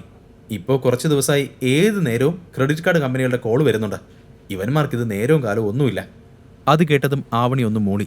പിന്നെ ഒന്നും മിണ്ടാതെ അവളുടെ മുറിയിലേക്ക് ഉറങ്ങാൻ വേണ്ടി പോയി. അവൾ പോയതും ആദിത്യൻ ഒരു ദീർഘനിശ്വാസം എടുത്തു. എന്നിട്ട് നെറ്റിയിലെ വിയർപ്പ് തുടച്ചു കളഞ്ഞു. പിന്നെ വേഗം തന്നെ അവന്റെ മുറിയിലേക്ക് പോയി. പിറ്റേ ദിവസം രാവിലെ ആദിത്യൻ വീട്ടിലെ കാര്യങ്ങളെല്ലാം തീർത്ത് മീറ്റിയോറിന്റെ ഓഫീസിലേക്ക് പോയി. മാർക്കറ്റിൽ സാധനം വാങ്ങാൻ പോവുകയാണെന്നാണ് ആവണിയോട് പറഞ്ഞത്. അപ്പോൾ പിന്നെ വേഗം തന്നെ വീട്ടിലേക്ക് തിരിച്ചു വരേണ്ടി വരും. എങ്കിലും അവന് ഇവിടെ വേറെ ഫ്രണ്ട്സ് ഒന്നുമില്ല എന്ന് ആവണിക്ക് അറിയാവുന്നതുകൊണ്ട് വേറെ കള്ളമൊന്നും പറയാൻ പറ്റില്ല. ആദിത്യൻ ഓഫീസിലേക്ക് എത്തുന്നതിന് കുറച്ചു മുൻപായി ഷാനവാസിന്റെ കോൾ വീണ്ടും വന്നു. Good morning sir. ഞാൻ ഓഫീസിലെ എല്ലാ സീനിയർ എക്സിക്യൂട്ടീവ്സിനോടും വിവരം അറിയിച്ചിട്ടുണ്ട്. അവരെല്ലാം മീറ്റിംഗിന് തയ്യാറായി ഇവിടെ എത്തിയിട്ടുണ്ട് സർ. സാർ എപ്പോഴാണ് വരിക? എല്ലാവരും സാറിനെ കാണാൻ വേണ്ടി ആകാംക്ഷയിലാണ്. എന്നാൽ ആദിത്യൻ ഉടനെ തന്നെ മറുപടി പറഞ്ഞു. മിസ്റ്റർ ഷാനവാസ്, ഒരു മീറ്റിംഗ് ഷെഡ്യൂൾ ചെയ്യുന്നതിന് മുമ്പ് നിങ്ങൾ എന്തുകൊണ്ടാണ് എന്നോട് ചോദിക്കാതിരുന്നത്? എന്റെ റിയൽ ഐഡന്റിറ്റി ഇപ്പോൾ ആരും അറിയുന്നത് എനിക്ക് ഇഷ്ടമല്ല. So please cancel the meeting. Shanavas അത് കേട്ട് ആകെ പേടിച്ചു. സോറി സർ, ഞാൻ ഇപ്പോൾ തന്നെ മീറ്റിംഗ് ക്യാൻസൽ ചെയ്തോളാം. സാറിനെ പറ്റി ആരും ഒന്നും അറിയില്ല. ഓക്കെ, എനിക്ക് നിങ്ങളോട് മാത്രമായി കുറച്ച് കാര്യങ്ങൾ സംസാരിക്കാനുണ്ട്. അത് കഴിഞ്ഞ് ഞാൻ വേഗം തന്നെ പോകും. അതും പറഞ്ഞ് ആദിത്യൻ കോൾ കട്ട് ചെയ്തു. കുറച്ചു സമയത്തിനകം അവൻ ഓഫീസിലെത്തി. തിരക്കിട്ട് ഓഫീസിനകത്തേക്ക് നടക്കുന്നതിനിടയിലാണ് മുമ്പിൽ നിൽക്കുന്ന ഒരു കപ്പിളിനെ ആദിത്യൻ ശ്രദ്ധിച്ചത്. ആ പയ്യൻ ഒരു ബ്ലാക്ക് സ്യൂട്ടാണ് ധരിച്ചിരിക്കുന്നത്. പെൺകുട്ടിയാണെങ്കിലും വളരെ വില കൂടിയ വസ്ത്രമാണ് ഇട്ടിരിക്കുന്നത്. അവരെ കണ്ടാൽ തന്നെ വളരെ സമ്പന്ന കുടുംബങ്ങളിൽ നിന്ന് വന്നതുപോലെ ഉണ്ടായിരുന്നു. അതാരാണെന്ന് മനസ്സിലായെങ്കിലും ആദിത്യൻ അവരെ ശ്രദ്ധിക്കാത്തതുപോലെ മുന്നോട്ട് നടന്നു. എന്നാൽ ആ പെൺകുട്ടി അവനെ വിടാൻ തയ്യാറായിരുന്നില്ല. അവൾ പരിഹാസത്തോടെ അവനോട് പറഞ്ഞു. ഓ, അളിയൻ ഇവിടെയോ? വഴിതെറ്റിയെങ്ങാനും വന്നതാണോ? നിന്നെപ്പോലുള്ളവർക്കുള്ളതല്ലല്ലോ ഈ കമ്പനി. ആദിത്യന്റെ മുമ്പിൽ നിൽക്കുന്ന ആ പെൺകുട്ടി ആവണിയുടെ കസിൻ വേദികയായിരുന്നു. വേദികയ്ക്ക് ചെറുപ്പം മുതൽ തന്നെ ആവണിയെ ഒട്ടും ഇഷ്ടമല്ല. അതിനൊരുപാട് കാരണങ്ങളുണ്ടായിരുന്നു. ആവണി വളരെ ബുദ്ധിമതിയായ സുന്ദരിയായ പെൺകുട്ടിയാണ്. അവളെ കണ്ട മാത്രയിൽ തന്നെ ഏതൊരാളും വീണുപോകുമെന്ന് പറഞ്ഞാൽ പോലും തെറ്റില്ല. അതുകൊണ്ടാണ് വേദിക അവളെ വെറുക്കുന്നത്. എന്നാൽ ആവണി ആദിത്യനെ പോലെ ഒരാളെ വിവാഹം കഴിച്ചപ്പോൾ വേദികയ്ക്ക് വളരെ സന്തോഷം തോന്നി. വേദിക വിവാഹം കഴിക്കാൻ പോകുന്നത് നഗരത്തിലെ സമ്പന്നരിൽ ഒരാളായ രാഘവൻ കൈമളിന്റെ മകൻ സിദ്ധാർത്ഥിനെയാണ്. രാഘവൻ കൈമളിന് മീറ്റിയോർ ഗ്രൂപ്പുമായി നല്ല ബന്ധമുണ്ട്. അയാളുടെ പേരും പെരുമയും കണ്ടിട്ട് തന്നെയാണ് ഗായത്രി ദേവി തന്റെ ചെറുമകളെ രാഘവന്റെ മകനുമായി വിവാഹമുറപ്പിച്ചത്. സിദ്ധാർത്ഥുമായുള്ള വിവാഹം തീരുമാനിച്ചതു മുതൽ വേദിക ആദിത്യനെയും ആവണിയെയും കളിയാക്കാൻ കിട്ടുന്ന ഒരവസരവും പാഴാക്കാറില്ല. എന്നാൽ ആദിത്യൻ അതൊന്നും ശ്രദ്ധിക്കാതെ എല്ലാം കേട്ടു നിൽക്കാറാണ് പതിവ്. ഇന്നും അവനൊന്നും മിണ്ടിയില്ല. വേദിക തുടർന്നു. എന്തായാലും അത് വിട്ടേക്ക്. അതൊന്നും എന്നെ ബാധിക്കുന്ന കാര്യമല്ലല്ലോ. നിന്നെപ്പോലെയുള്ള ഒരാൾക്ക് ഞങ്ങളുടെ മുമ്പിൽ നിൽക്കാൻ പോലുമുള്ള സ്റ്റാറ്റസ് ഇല്ല. ഞങ്ങൾ ശേഖർ അങ്കിളിന് ഞങ്ങളുടെ വെഡിങ് ഇൻവിറ്റേഷൻ കൊടുക്കാൻ വന്നതാ. നിനക്കും വേണമെങ്കിൽ കല്യാണത്തിന് വരാം. ഞാൻ നിനക്കൊരു വെയിറ്റർ സ്ഥാനം റിസർവ് ചെയ്തിടാം. ഇതെല്ലാം കേട്ടിട്ടും ഒരു കുലുക്കവുമില്ലാതെ ആദിത്യൻ ആത്മവിശ്വാസത്തോടെ അവിടെ തന്നെ നിന്ന് പറഞ്ഞു, എന്നെപ്പറ്റി ചിന്തിച്ചതിന് താങ്ക്സ്. പക്ഷേ എനിക്ക് നിങ്ങളുടെ വിവാഹത്തിൽ പങ്കെടുക്കണമെന്ന് ഒരാഗ്രഹവും ഇല്ല. ആ പറഞ്ഞത് കേട്ട് സിദ്ധാർത്ഥ് അവനെ അടിമുടി ഒന്ന് നോക്കി. ആദിത്യന്റെ സിമ്പിൾ ഡ്രസ്സിംഗ് സ്റ്റൈൽ കണ്ട് സിദ്ധാർത്ഥ് സ്വയം ചിരിച്ചു. എന്നാൽ ഈ ഡ്രസ്സിങ്ങിന്റെ ഉള്ളിലുള്ള ആൾ മീറ്റിയോറിന്റെ ഉടമയാണെന്ന് അവൻ അറിയില്ലായിരുന്നു.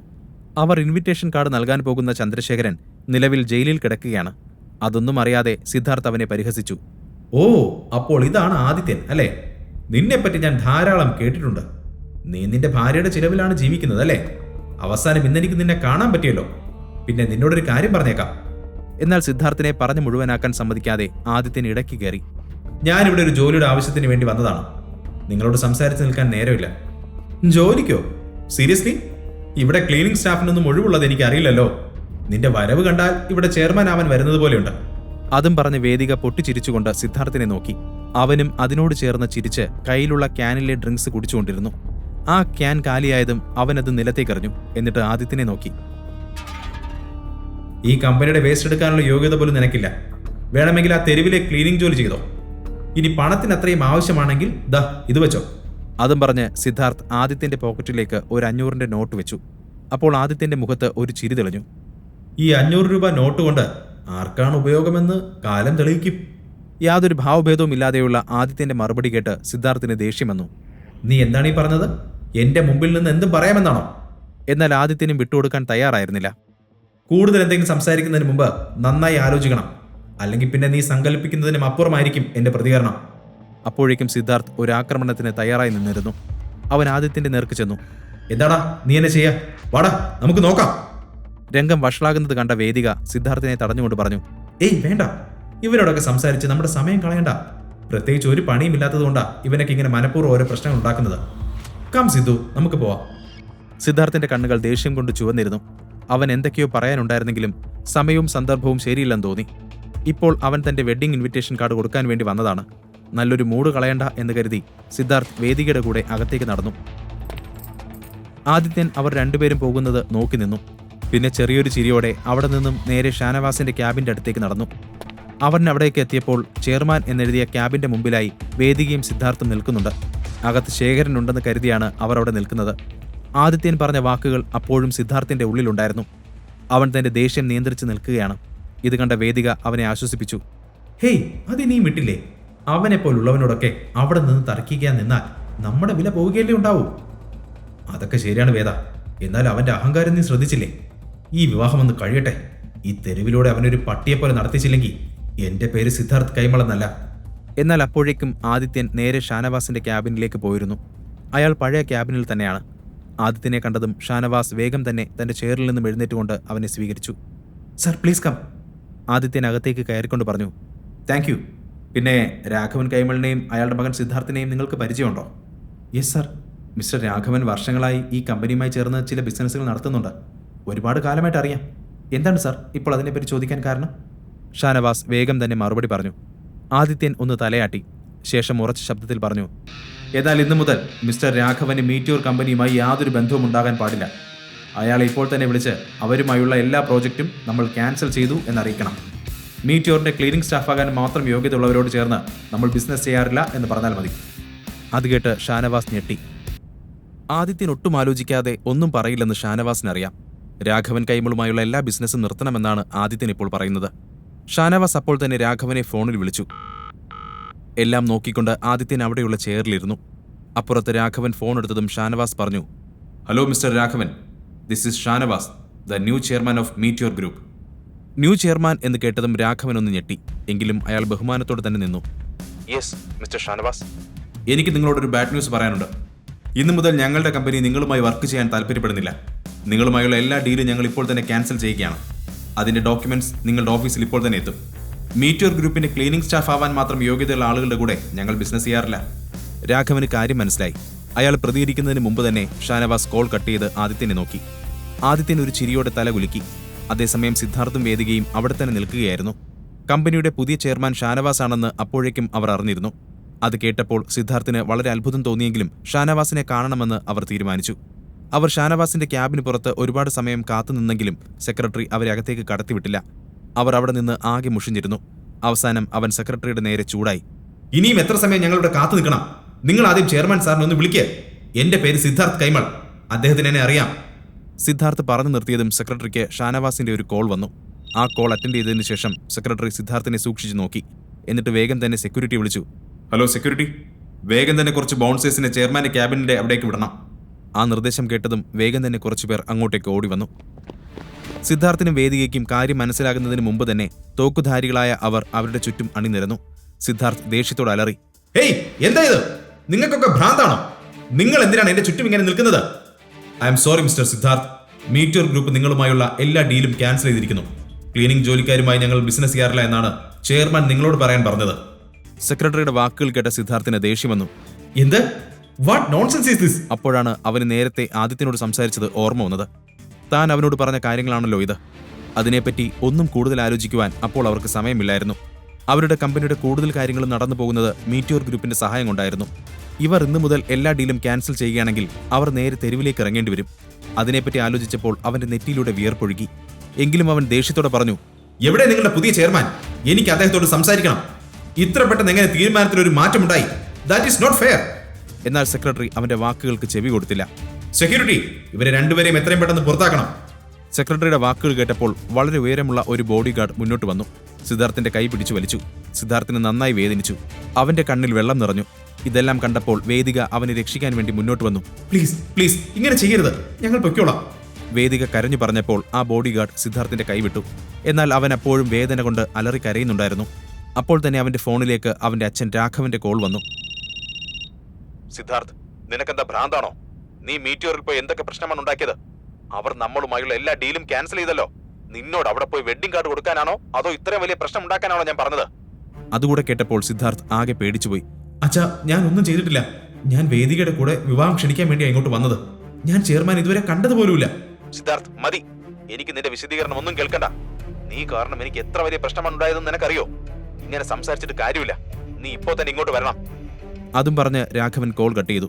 സിദ്ധാർത്ഥ് തന്റെ ചുറ്റുമുള്ള ബോഡി ഗാർഡുകളെ ഒന്ന് നോക്കിയതിനു ശേഷം പിന്നെ ഒന്നും മിണ്ടാതെ അവിടെ നിന്നും നടന്നുപോയി. അവൻ പോകുന്നത് കണ്ടപ്പോൾ വേദികയും അവന്റെ പിന്നാലെ ചെന്നു.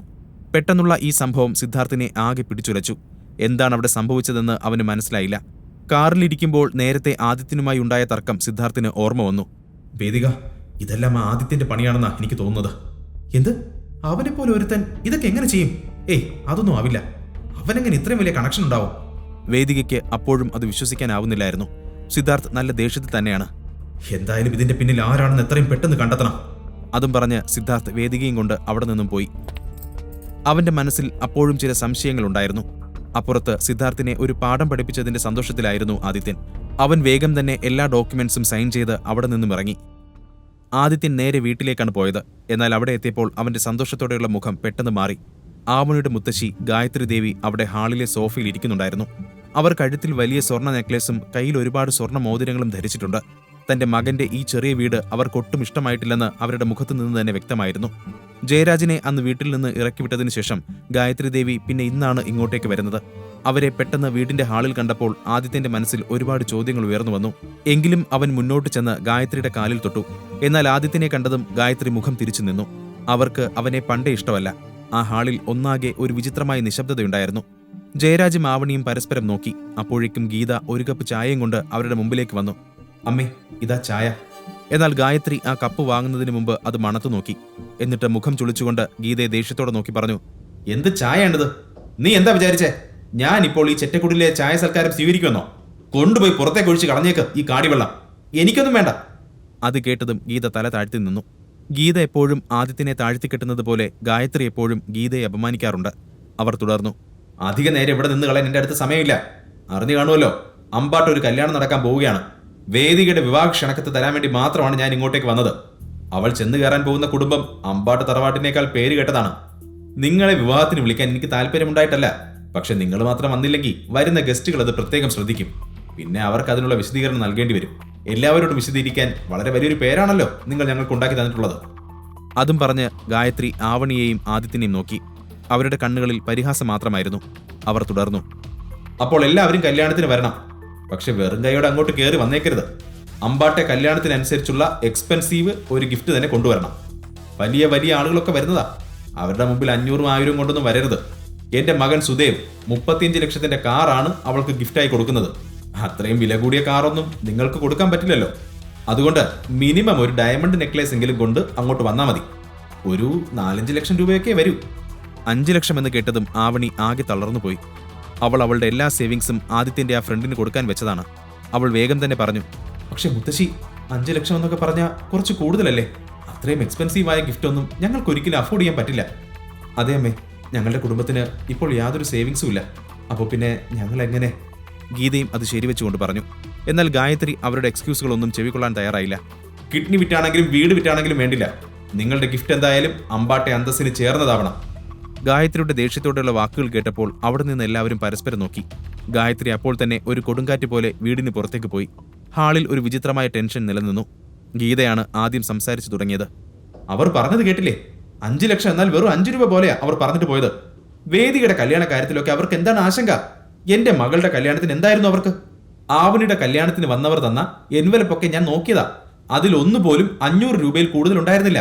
എല്ലാവരും വെറുതെ വന്ന് ഭക്ഷണം കഴിച്ച് തിരിച്ചുപോയി. ഇപ്പോൾ വേദിയുടെ വിവാഹം വന്നപ്പോൾ 35 ലക്ഷത്തിന്റെ കാർ, 5 ലക്ഷത്തിന്റെ നെക്ലേസ്, എന്തൊക്കെയാണ് ഇതൊക്കെ? എന്ത് തരം ഗെയിമാണെന്ന് ദൈവത്തിനറിയാം. അതെ, പക്ഷെ ഗീത, അമ്മ അത് പറഞ്ഞ സ്ഥിതിക്ക് നമ്മൾ എന്തായാലും അത് കൊടുത്തിരിക്കണം. അപ്പോൾ ജയരാജ് വിശദീകരിച്ചു. എന്നാൽ ഗീത ആകെ ദേഷ്യത്തിലായിരുന്നു. അവർ പറഞ്ഞു, നമ്മൾ എന്തെടുത്ത് കൊടുക്കുമെന്നാ നിങ്ങൾ ഈ പറയുന്നേ? ഒന്ന് ആലോചിച്ച് നോക്ക്. ഇവിടെ പണം കഴിക്കുന്ന മരമൊന്നുമില്ലല്ലോ. നമുക്കിപ്പോൾ 25 ലക്ഷം രൂപ കടമുണ്ട്. നമുക്ക് എവിടെ നിന്ന് ക്യാഷ് കിട്ടാനാ? അത് തന്നെ ഒപ്പിച്ചത് എങ്ങനെയാണെന്ന് എല്ലാവർക്കും അറിയുന്നതല്ലേ? പക്ഷെ ഗീത, അമ്മ നല്ല ദേഷ്യത്തിലാണ് പോയിരിക്കുന്നത്. നമുക്കൊരു കാര്യം ചെയ്യാം, നമുക്ക് ഈ വീടങ്ങ് വിൽക്കാം, എന്നിട്ട് നെക്ലേസും വാങ്ങാം. ബാക്കി ക്യാഷ് ആദിത്യന്റെ ഫ്രണ്ടിനും കൊടുക്കാം. അച്ഛന്റെ മറുപടി കേട്ട ആവണി ആകെ ഷോക്കായി. അച്ഛൻ എന്താണ് ഈ പറയുന്നേ? വേദികയുടെ വിവാഹത്തിന് വില കൂടിയ ഗിഫ്റ്റ് വാങ്ങാൻ വേണ്ടി നമ്മുടെ വീടൊന്നും വിൽക്കാൻ പറ്റില്ല. അത് മുത്തശ്ശിയുടെ അഭിമാനം സംരക്ഷിക്കാൻ. അതൊന്നും നടക്കുന്ന കാര്യമില്ല. ആ പറഞ്ഞതിനോട് ഗീതയും യോജിച്ചു. അതെ, ഈ വീട് വിറ്റിട്ട് പിന്നെ നമ്മൾ എവിടെ പോയി ഉറങ്ങും? തെരുവിലോ? ഗീത അപ്പോഴും ദേഷ്യത്തോടെ ആദിത്യനെ നോക്കി.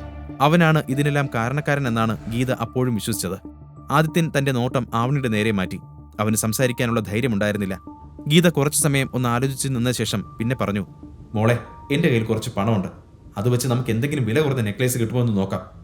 ശരിയമ്മേ, ഇന്നത്തെ കാലത്ത് നല്ല ക്ലാസി ഡിസൈനുള്ള സിമ്പിൾ നെക്ലേസുകൾ ഒരുപാടുണ്ട്. അതെല്ലാം വേദികയ്ക്ക് ഡെയിലി യൂസിന് പറ്റും. ആദിത്യ, കാർ എടുക്ക, നമുക്കിപ്പോൾ തന്നെ പോവാം. കുറച്ചു സമയത്തിനകം അവരെല്ലാം അവിടുത്തെ ഒരു പഴയ മാർക്കറ്റിലേക്ക് എത്തി. അവിടുത്തെ ഒരു വലിയ ജ്വല്ലറി ഷോപ്പിന്റെ മുമ്പിൽ ആദിത്യൻ കാർ നിർത്തി. തിരുവനന്തപുരത്തെ ഏറ്റവും പ്രശസ്തമായ ജ്വല്ലറികളിൽ ഒന്നായ അവിടേക്ക് ഒരുപാട് പേർ അവരുടെ വെഡ്ഡിംഗ് ഷോപ്പിങ്ങിന് വേണ്ടി വരാറുണ്ട്. അത്രയും വലിയ ഷോപ്പ് പുറത്തുനിന്ന് കണ്ടപ്പോൾ തന്നെ ആവണിക്ക് തല കറങ്ങുന്നത് പോലെ തോന്നി. അവരുടെ കയ്യിലുള്ള ബജറ്റിനെ കുറിച്ചാണ് അവൾ അപ്പോൾ ഓർത്തത്. എന്തായാലും അകത്ത് കയറി നോക്കാമെന്ന് അവൾ തീരുമാനിച്ചു. അവരെല്ലാവരും അകത്തേക്ക് നടന്നു. ഷോപ്പിനകത്തെത്തിയതും കഴുത്തിലും കയ്യിലുമൊക്കെ ഒരുപാട് സ്വർണം ധരിച്ച ഒരു മനുഷ്യൻ അവരുടെ നേരെ ചിരിച്ചുകൊണ്ട് നടന്നു വന്നു. അയാളെ കണ്ടാൽ തന്നെ ആ ഷോപ്പിന്റെ ഓണറാണെന്ന് വ്യക്തമായിരുന്നു. അയാൾ ചിരിയോട് തന്നെ അവരെ സ്വാഗതം ചെയ്തു. Welcome, welcome. പറയൂ, നിങ്ങൾക്ക് എന്താണ് വേണ്ടത്? ആവണി അയാളോട് പറഞ്ഞു. താങ്ക് യു, ഞങ്ങൾക്ക് നല്ല നെക്ലേസ് സെറ്റാണ് വേണ്ടത്. ഓക്കെ, അകത്തേക്ക് വരൂ, ഇവിടെ ഒരുപാട് ഡിസൈൻസ് ഉണ്ട്. അവർ അകത്തേക്ക് നടന്നപ്പോൾ അവിടുത്തെ സ്റ്റാഫ് അവർക്ക് ഒരുപാട് വില കൂടിയ നെക്ലേസുകൾ ഒന്നിനു പിറകെ ഒന്നായി കാണിച്ചു. ഓരോ നെക്ലേസും കാണുമ്പോൾ ആവണി വേഗം അതിന്റെ വിലയിലേക്കാണ് നോക്കിയത്. അതെല്ലാം അവളുടെ ബജറ്റിനും അപ്പുറത്തുള്ളതായിരുന്നു. ആവണിയുടെ മുഖഭാവം കണ്ടപ്പോൾ ആദിത്യനും കാര്യം മനസ്സിലായി. ഒരുപാട് നെക്ലേസുകൾ കാണിച്ചിട്ടും ആവണിക്ക് ഒന്നും ഇഷ്ടമായില്ല. അവസാനം ഷോപ്പ് ഓണർക്കും അവിടെ നിന്ന സ്റ്റാഫിനും ചെറുതായി അസ്വസ്ഥത തോന്നാൻ തുടങ്ങി. ആവണിയും ആദിത്യനും ഇടയ്ക്കിടെ പരസ്പരം നോക്കി കണ്ണുകൊണ്ട് എന്തൊക്കെയോ പറയുന്നത് കണ്ടപ്പോൾ അവർ ഫ്രോഡാണോ എന്നുവരെ അവിടെയുള്ളവർക്ക് സംശയം തോന്നി. ചില കള്ളന്മാർ വളരെ പണക്കാരെ പോലെ അവിടേക്ക് വന്ന് ഓരോന്നും നോക്കിയിട്ട് മെല്ലെ മോഷ്ടിച്ച് മുങ്ങാറുണ്ട്. അതുപോലെയാണ് ഇവരെ കണ്ടപ്പോൾ ഓണർക്ക് തോന്നിയത്.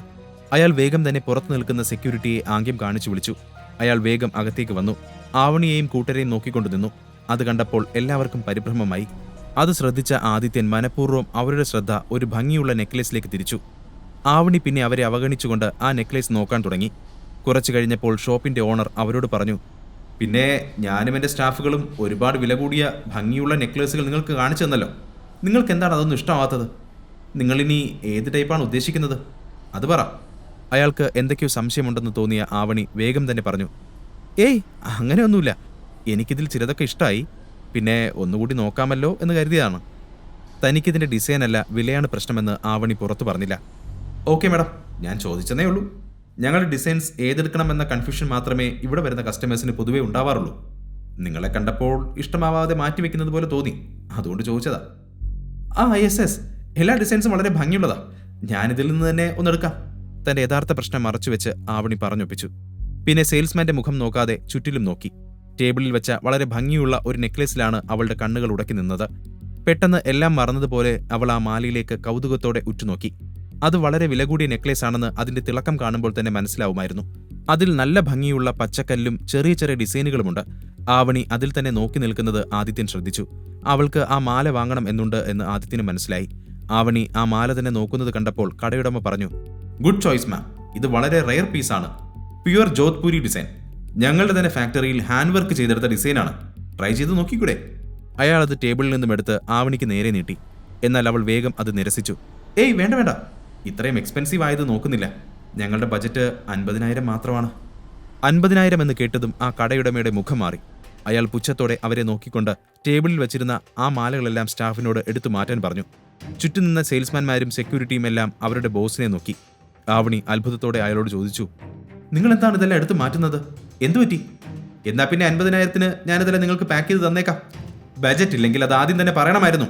വെറുതെ ഞങ്ങളുടെ എല്ലാം സമയം കളയാൻ. എനിക്ക് കണ്ടപ്പോഴേ സംശയം തോന്നിയതാ. അയാളുടെ ദേഷ്യം കണ്ടപ്പോൾ ആവണിക്ക് ആകെ വല്ലായ്മ തോന്നി. അല്ല, അങ്ങനെയല്ല. ഞങ്ങൾ നെക്ലസ് എന്തായാലും വാങ്ങുന്നുണ്ട്. ഞങ്ങൾക്ക് കുറച്ചുകൂടെ വില കുറഞ്ഞത് മതി. അവൾ ആകെ ഇടറിയ സ്വരത്തിൽ പറഞ്ഞു. ഓഹോ, എനിക്ക് നിങ്ങളെ ആദ്യം കണ്ടപ്പോൾ തന്നെ സംശയം തോന്നിയിരുന്നു. ഇത്രയും വില കൂടി ഇതൊന്നും വാങ്ങാൻ പറ്റുന്നില്ലെങ്കിൽ അത് ആദ്യമേ പറയണമായിരുന്നു. ഞങ്ങൾ വെറുതെ ഇതെല്ലാം പുറത്തെടുക്കേണ്ടി വന്നില്ലേ? നിങ്ങൾ എവിടെ നിന്നാണ് വരുന്നതെന്ന് എനിക്കറിയില്ല. എന്തായാലും ഇതുപോലുള്ള കടയിൽ നിന്നൊക്കെ നിങ്ങൾ എന്ത് വാങ്ങാനാണ്? ബോസ് അവിടെ കിടന്ന് ചൂടാവുന്നത് കണ്ടപ്പോൾ സ്റ്റാഫുകളും അങ്ങോട്ടേക്ക് ഓടി വന്നു. കാര്യങ്ങൾ മോശമാകുന്നത് പോലെ തോന്നിയപ്പോൾ ഗീതയ്ക്കും ആവണിക്കും തൊണ്ടയിൽ നിന്ന് വെള്ളം പറ്റുന്നത് പോലെ തോന്നി. അപ്പോൾ ഒരു സ്റ്റാഫ് അവരോട് മെല്ലെ പറഞ്ഞു, മാഡം, ഞങ്ങൾ നിങ്ങൾക്ക് മുമ്പിൽ കാണിച്ചതെല്ലാം വളരെ വില കൂടിയ ഡിസൈനുകളാണ്. നിങ്ങളാണെങ്കിൽ എല്ലാം നോക്കുന്നുമുണ്ട്. നിങ്ങളുടെ ബജറ്റ് ആദ്യം തന്നെ പറഞ്ഞിരുന്നെങ്കിൽ ഞങ്ങൾ ഇതൊന്നും പുറത്തെടുക്കില്ലായിരുന്നു. അതാണ് ബോസ് ഉദ്ദേശിച്ചത്. അത് കേട്ടപ്പോൾ ഗീതയ്ക്ക് ദേഷ്യം വന്നു. ഇതിലിപ്പോൾ ഞങ്ങൾ എന്ത് ചെയ്തെന്നാ? നിങ്ങളല്ലേ ഞങ്ങൾ വന്നപ്പോൾ തന്നെ ഇതൊക്കെ കാണിച്ചത്. എന്നിട്ട് വെറുതെ ഞങ്ങളോട് ചൂടാവുക? ഇങ്ങനെയാണോ നിങ്ങളിവിടെ വരുന്ന കസ്റ്റമേഴ്സിനോട് പെരുമാറുക? ഗീതയുടെ പെരുമാറ്റം ആ കടയുടമയ്ക്ക് ഒട്ടും ഇഷ്ടമായില്ല. നിങ്ങൾ കയറി വന്നപ്പോൾ തന്നെ കയ്യിലൊന്നും ഇല്ലാത്തവരാണെന്ന് എനിക്ക് തോന്നിയതാ. പിന്നെ മിണ്ടാതെല്ലാം നോക്കുന്നത് കണ്ടപ്പോൾ ഞാനൊന്നും പറഞ്ഞില്ല എന്നേ ഉള്ളൂ. മതി, വന്നപ്പോൾ മുതൽ ഞങ്ങളെ അപമാനിക്കുകയാണ്. മര്യാദയ്ക്ക് സംസാരിക്കണം. ഗീത പിന്നെയും അങ്ങോട്ട് പലതും പറയാൻ തുടങ്ങി. അവസാനം അയാൾ തന്റെ സ്റ്റാഫിനെ നോക്കി പറഞ്ഞു, രാജു, ഇപ്പൊ തന്നെ പോലീസിനെ വിളിക്കേ. ഇവർ എന്റെ ഷോപ്പിൽ വന്ന് എന്നെ ഭീഷണിപ്പെടുത്തുകയാണ്. കാര്യങ്ങൾ കൈവിട്ടു പോവുകയാണെന്ന് മനസ്സിലായപ്പോൾ ആവണിക്ക് കൈയും കാലും കുഴയുന്നത് പോലെ തോന്നി. തന്റെ മുമ്പിലുള്ളവർ തങ്ങൾ പറയുന്നതൊന്നും കേൾക്കാൻ തയ്യാറാവുന്നില്ല. അവസാനം അവൾ ആദിത്യനോട് പതിയെ പറഞ്ഞു, ആദിത്യ, മതി, നമുക്ക് വേറെ എവിടെയെങ്കിലും പോകാം. അത് കേട്ട അവിടെ തൊട്ടടുത്ത് നിന്ന ഒരു സെയിൽസ്മാൻ പരിഹാസത്തോടെ പറഞ്ഞു, മാഡം, വേറെ എവിടെയെങ്കിലും കൂടെ കയറി അവരുടെ സമയം കൂടെ പാഴാക്കണോ? അപ്പോൾ മറ്റൊരു സെയിൽസ്മാൻ അപ്പുറത്തു നിന്നും അങ്ങോട്ടേക്ക് വന്നു. അവരെ അടിമുടി നോക്കിക്കൊണ്ട് പറഞ്ഞു, ആഹാ, നിങ്ങളാണോ?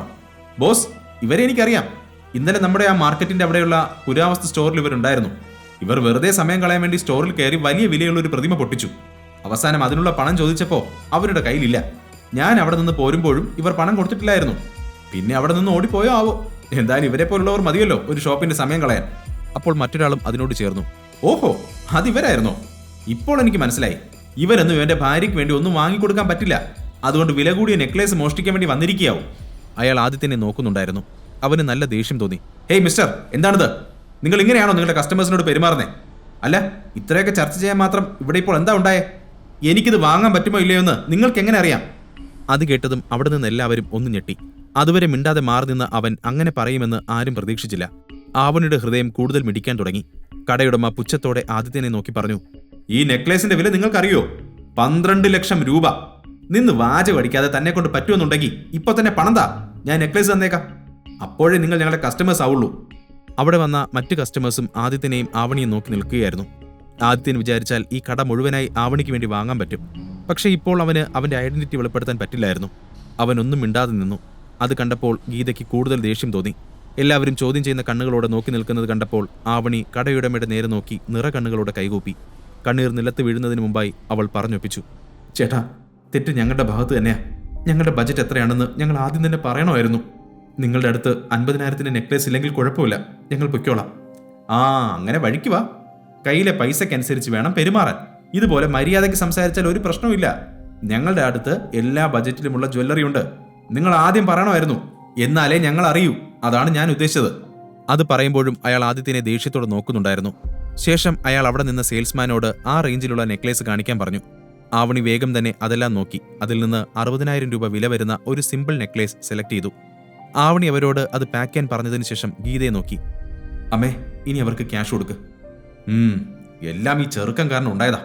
ഒന്നും ആലോചിക്കാതെ ഇത്രയും വലിയൊരു ഷോപ്പിലേക്ക് നമ്മളെ കൊണ്ടുവന്നത് ഇവനല്ലേ? ഇവന്റെ ഭാവം കണ്ട ഇവന്റെ കയ്യിൽ മുഴുവൻ ക്യാഷ് ആണെന്ന് തോന്നും. അതും പറഞ്ഞ് ഗീത ആദിത്യന്റെ കയ്യിൽ നിന്നും അവരുടെ ബാഗ് വാങ്ങി. എന്നിട്ട് അതിലെ പേഴ്സിൽ നിന്നും പണമെടുത്ത് ക്യാഷ് കൗണ്ടറിൽ ഡെപ്പോസിറ്റ് ചെയ്തു. എന്നിട്ട് ദേഷ്യത്തോടെ ആദിത്യനെ നോക്കി അവിടെ നിന്നും പോയി. ആവണിയും അവരുടെ പിന്നാലെ അവിടെ നിന്നും പോയി. എന്നാൽ ആദിത്യൻ അപ്പോഴും ആ കടയുടമയെ ദേഷ്യത്തോടെ നോക്കിക്കൊണ്ട് അവിടെ നിന്നു. എന്താണ് നോക്കുന്നത്? നിന്റെ ഭാര്യ പോയത് കണ്ടില്ലേ? കയ്യിൽ കാശില്ലെങ്കിൽ വെറുതെ സംസാരിക്കാൻ നിൽക്കരുത്. ആദിത്യൻ അതിന് മറുപടിയൊന്നും പറയാതെ അവിടെ നിന്നും ഇറങ്ങി നേരെ ഗേറ്റിലേക്ക് നടന്നു. അവൻ പുറത്തെത്തിയതും ആവണി കാറിൽ അവനെ കാത്തിരിക്കുന്നത് ആദിത്യൻ കണ്ടു. നിങ്ങളെല്ലാവരും വീട്ടിലേക്ക് പോയിക്കോളൂ, ഞാൻ കുറച്ച് സമയത്തിനകം അങ്ങോട്ടേക്ക് എത്തിക്കോളാം. അത് കേട്ടതും ഗീത ദേഷ്യത്തോടെ കാറിൽ നിന്നും ഇറങ്ങി. ഞങ്ങളെല്ലാം പോയിട്ട് നിനക്കിവിടെ എന്താണ് ചെയ്യാനുള്ളത്? അകത്ത് നിന്ന് വയറ് നിറച്ച് കിട്ടിയൊന്നും പോരെ? ഇത്രയും വലിയൊരു ഷോപ്പിലേക്ക് കൊണ്ടുവന്നതും പോരാ, മനുഷ്യനെ തൊലിയുരിച്ചു. ഇനി ഇവിടെ എന്ത് ചെയ്യാനാ? അമ്മ എന്നെ തെറ്റിദ്ധരിച്ചിരിക്കുകയാണ്. ഞാൻ കുറച്ച് പച്ചക്കറി വാങ്ങാൻ വേണ്ടിയാണ് പോകുന്നത്. രാത്രി ഡിന്നറിന് വീട്ടിലൊന്നുമില്ല, ആദിത്യൻ വിശദീകരിച്ചു. എന്റെ ഗീത, അവൻ എവിടേക്കെങ്കിലും പോയി വരട്ടെ. മാർക്കറ്റിലേക്കോ ഷോപ്പിലേക്കോ അവൻ എവിടെ പോയാലും നമുക്കെന്താ? നീ കയറ്, നമുക്ക് പോവാം. ജയരാജ് ആദിത്യനെ ദേഷ്യത്തോടെ നോക്കി പറഞ്ഞു. ഗീത പിന്നെ ഒന്നും പറയാതെ കാറിലേക്ക് തന്നെ കയറി. ആവണിയുടെ മനസ്സിൽ അപ്പോഴും അവൾ അവിടെ കണ്ട ആ വില കൂടിയ നെക്ലേസ് ആയിരുന്നു. അവർ പിന്നെ വേഗം തന്നെ അവിടെ നിന്നും വീട്ടിലേക്ക് പോയി. ആദിത്യൻ അവർ പോകുന്നത് നോക്കി നിന്നു. അവരുടെ കാർ അവിടെ നിന്നും അപ്രത്യക്ഷമായതും അവൻ ഷർട്ടിന്റെ സ്ലീവൊക്കെ ഒന്ന് മടക്കി വെച്ച് നിവർന്നു നിന്നു. എന്നിട്ട് ഗൗരവത്തോടെ തിരികെ ആ ജ്വല്ലറി ഷോപ്പിലേക്ക് തന്നെ കയറി. അവിടെ അപ്പോഴും ആളുകൾ കൂടിക്കൊണ്ടിരിക്കുകയാണ്. സെയിൽസ്മാൻമാർ കസ്റ്റമേഴ്സിനെ നോക്കുന്ന തിരക്കിലാണ്. അപ്പോഴാണ് ഒരു സെയിൽസ്മാന്റെ കണ്ണ് ആദിത്യനിൽ പതിഞ്ഞത്. അയാൾ കൗണ്ടറിൽ നിന്നും ഇറങ്ങി നേരെ അവന്റെ മുമ്പിലേക്ക് ചെന്ന് നിന്നു. എടോ, ഇപ്പോൾ ഇവിടെ ഒരുപാട് കസ്റ്റമേഴ്സ് വരുന്ന സമയമാണ്. നിങ്ങൾ എത്രയും പെട്ടെന്ന് ഇവിടെ നിന്ന് പുറത്തു പോകണം. അപ്പോൾ ആദിത്യൻ വളരെ ആത്മവിശ്വാസത്തോടെ അയാളോട് പറഞ്ഞു. ആദ്യം ആ 12 ലക്ഷത്തിന്റെ നെക്ലേസ് ഇങ്ങോട്ട് എടുക്കുക, ഞാനത് വാങ്ങാൻ പോവുകയാണ്. ആദിത്യന്റെ സംസാരം കേട്ട് അവിടെ നിന്നവരെല്ലാം ചിരിക്കാൻ തുടങ്ങി. കടയുടമയും അത് കേട്ടുകൊണ്ട് അവിടേക്ക് നടന്നു വന്നു. അയാൾ പരിഹാസത്തോടെ പൊട്ടിച്ചിരിച്ചു. നീ നെക്ലേസ് വാങ്ങാൻ പോവുകയാണെന്നോ? കൊള്ളാം. അവിടെ നിന്ന സെയിൽസ്മാനും ആദിത്യനെ പുച്ഛത്തോടെ നോക്കി. ബോസ്, ഇവൻ ഇവിടെ നിന്ന് ഇറങ്ങിയതിനു ശേഷം തലക്കടിയേറ്റിട്ടുണ്ടെന്ന് തോന്നുന്നു. എല്ലാവരും പൊട്ടിച്ചിരിച്ച് ആദിത്യനെ നോക്കി. പക്ഷെ അവൻ അതേ നിൽപ്പ് തന്നെ തുടർന്നു. എന്നിട്ട് പറഞ്ഞു, നിങ്ങളുടെ എല്ലാ ചിരി കഴിഞ്ഞെങ്കിൽ നമുക്ക് ബിസിനസ്സിലേക്ക് കടക്കാം. എന്നാൽ സെയിൽസ്മാൻമാർ അപ്പോഴും അത് വിശ്വസിച്ചില്ല. ഓ കമോൺ, നിനക്ക് ശരിക്കും അത് വാങ്ങണോ? അതൊക്കെ നിന്റെ റേഞ്ചിനും എത്രയോ മുകളിലാണ്. എന്റെ റേഞ്ച് എന്താണെന്ന് നിങ്ങളല്ല തീരുമാനിക്കേണ്ടത്. ഞാനിപ്പോൾ വന്നത് ആ നെക്ലേസ് വാങ്ങാനാണ്, അല്ലാതെ നിങ്ങൾ എന്റെ സ്റ്റാറ്റസിന് മാർക്കിടാൻ നിൽക്കണ്ട. അപ്പോഴേക്കും കടയുടമയുടെ ക്ഷമ നശിച്ചിരുന്നു. അയാൾ തന്റെ സെക്യൂരിറ്റിയോട് അലറി. നോക്കി നിൽക്കാതെ ഇയാളെ പിടിച്ച് പുറത്താക്ക്. ആദിത്യന്റെ തൊട്ടടുത്ത് നിന്ന സ്റ്റാഫ് അവനോട് പറഞ്ഞു. നിന്നെ ഇവിടെ നിന്ന് നേരെ പോലീസ് സ്റ്റേഷനിലേക്ക് അവൻ കൊണ്ടുപോവുക. ഞങ്ങളുടെ ഷോപ്പിന് ഇവിടെ നല്ല പേരാണുള്ളത്. എല്ലാവരും ഞങ്ങളുടെ കൂടെ തന്നെ നിൽക്കും. പിന്നെ നിനക്കെന്താണ് സംഭവിക്കുക എന്ന് എനിക്ക് പറഞ്ഞു തരാൻ പോലും പറ്റില്ല.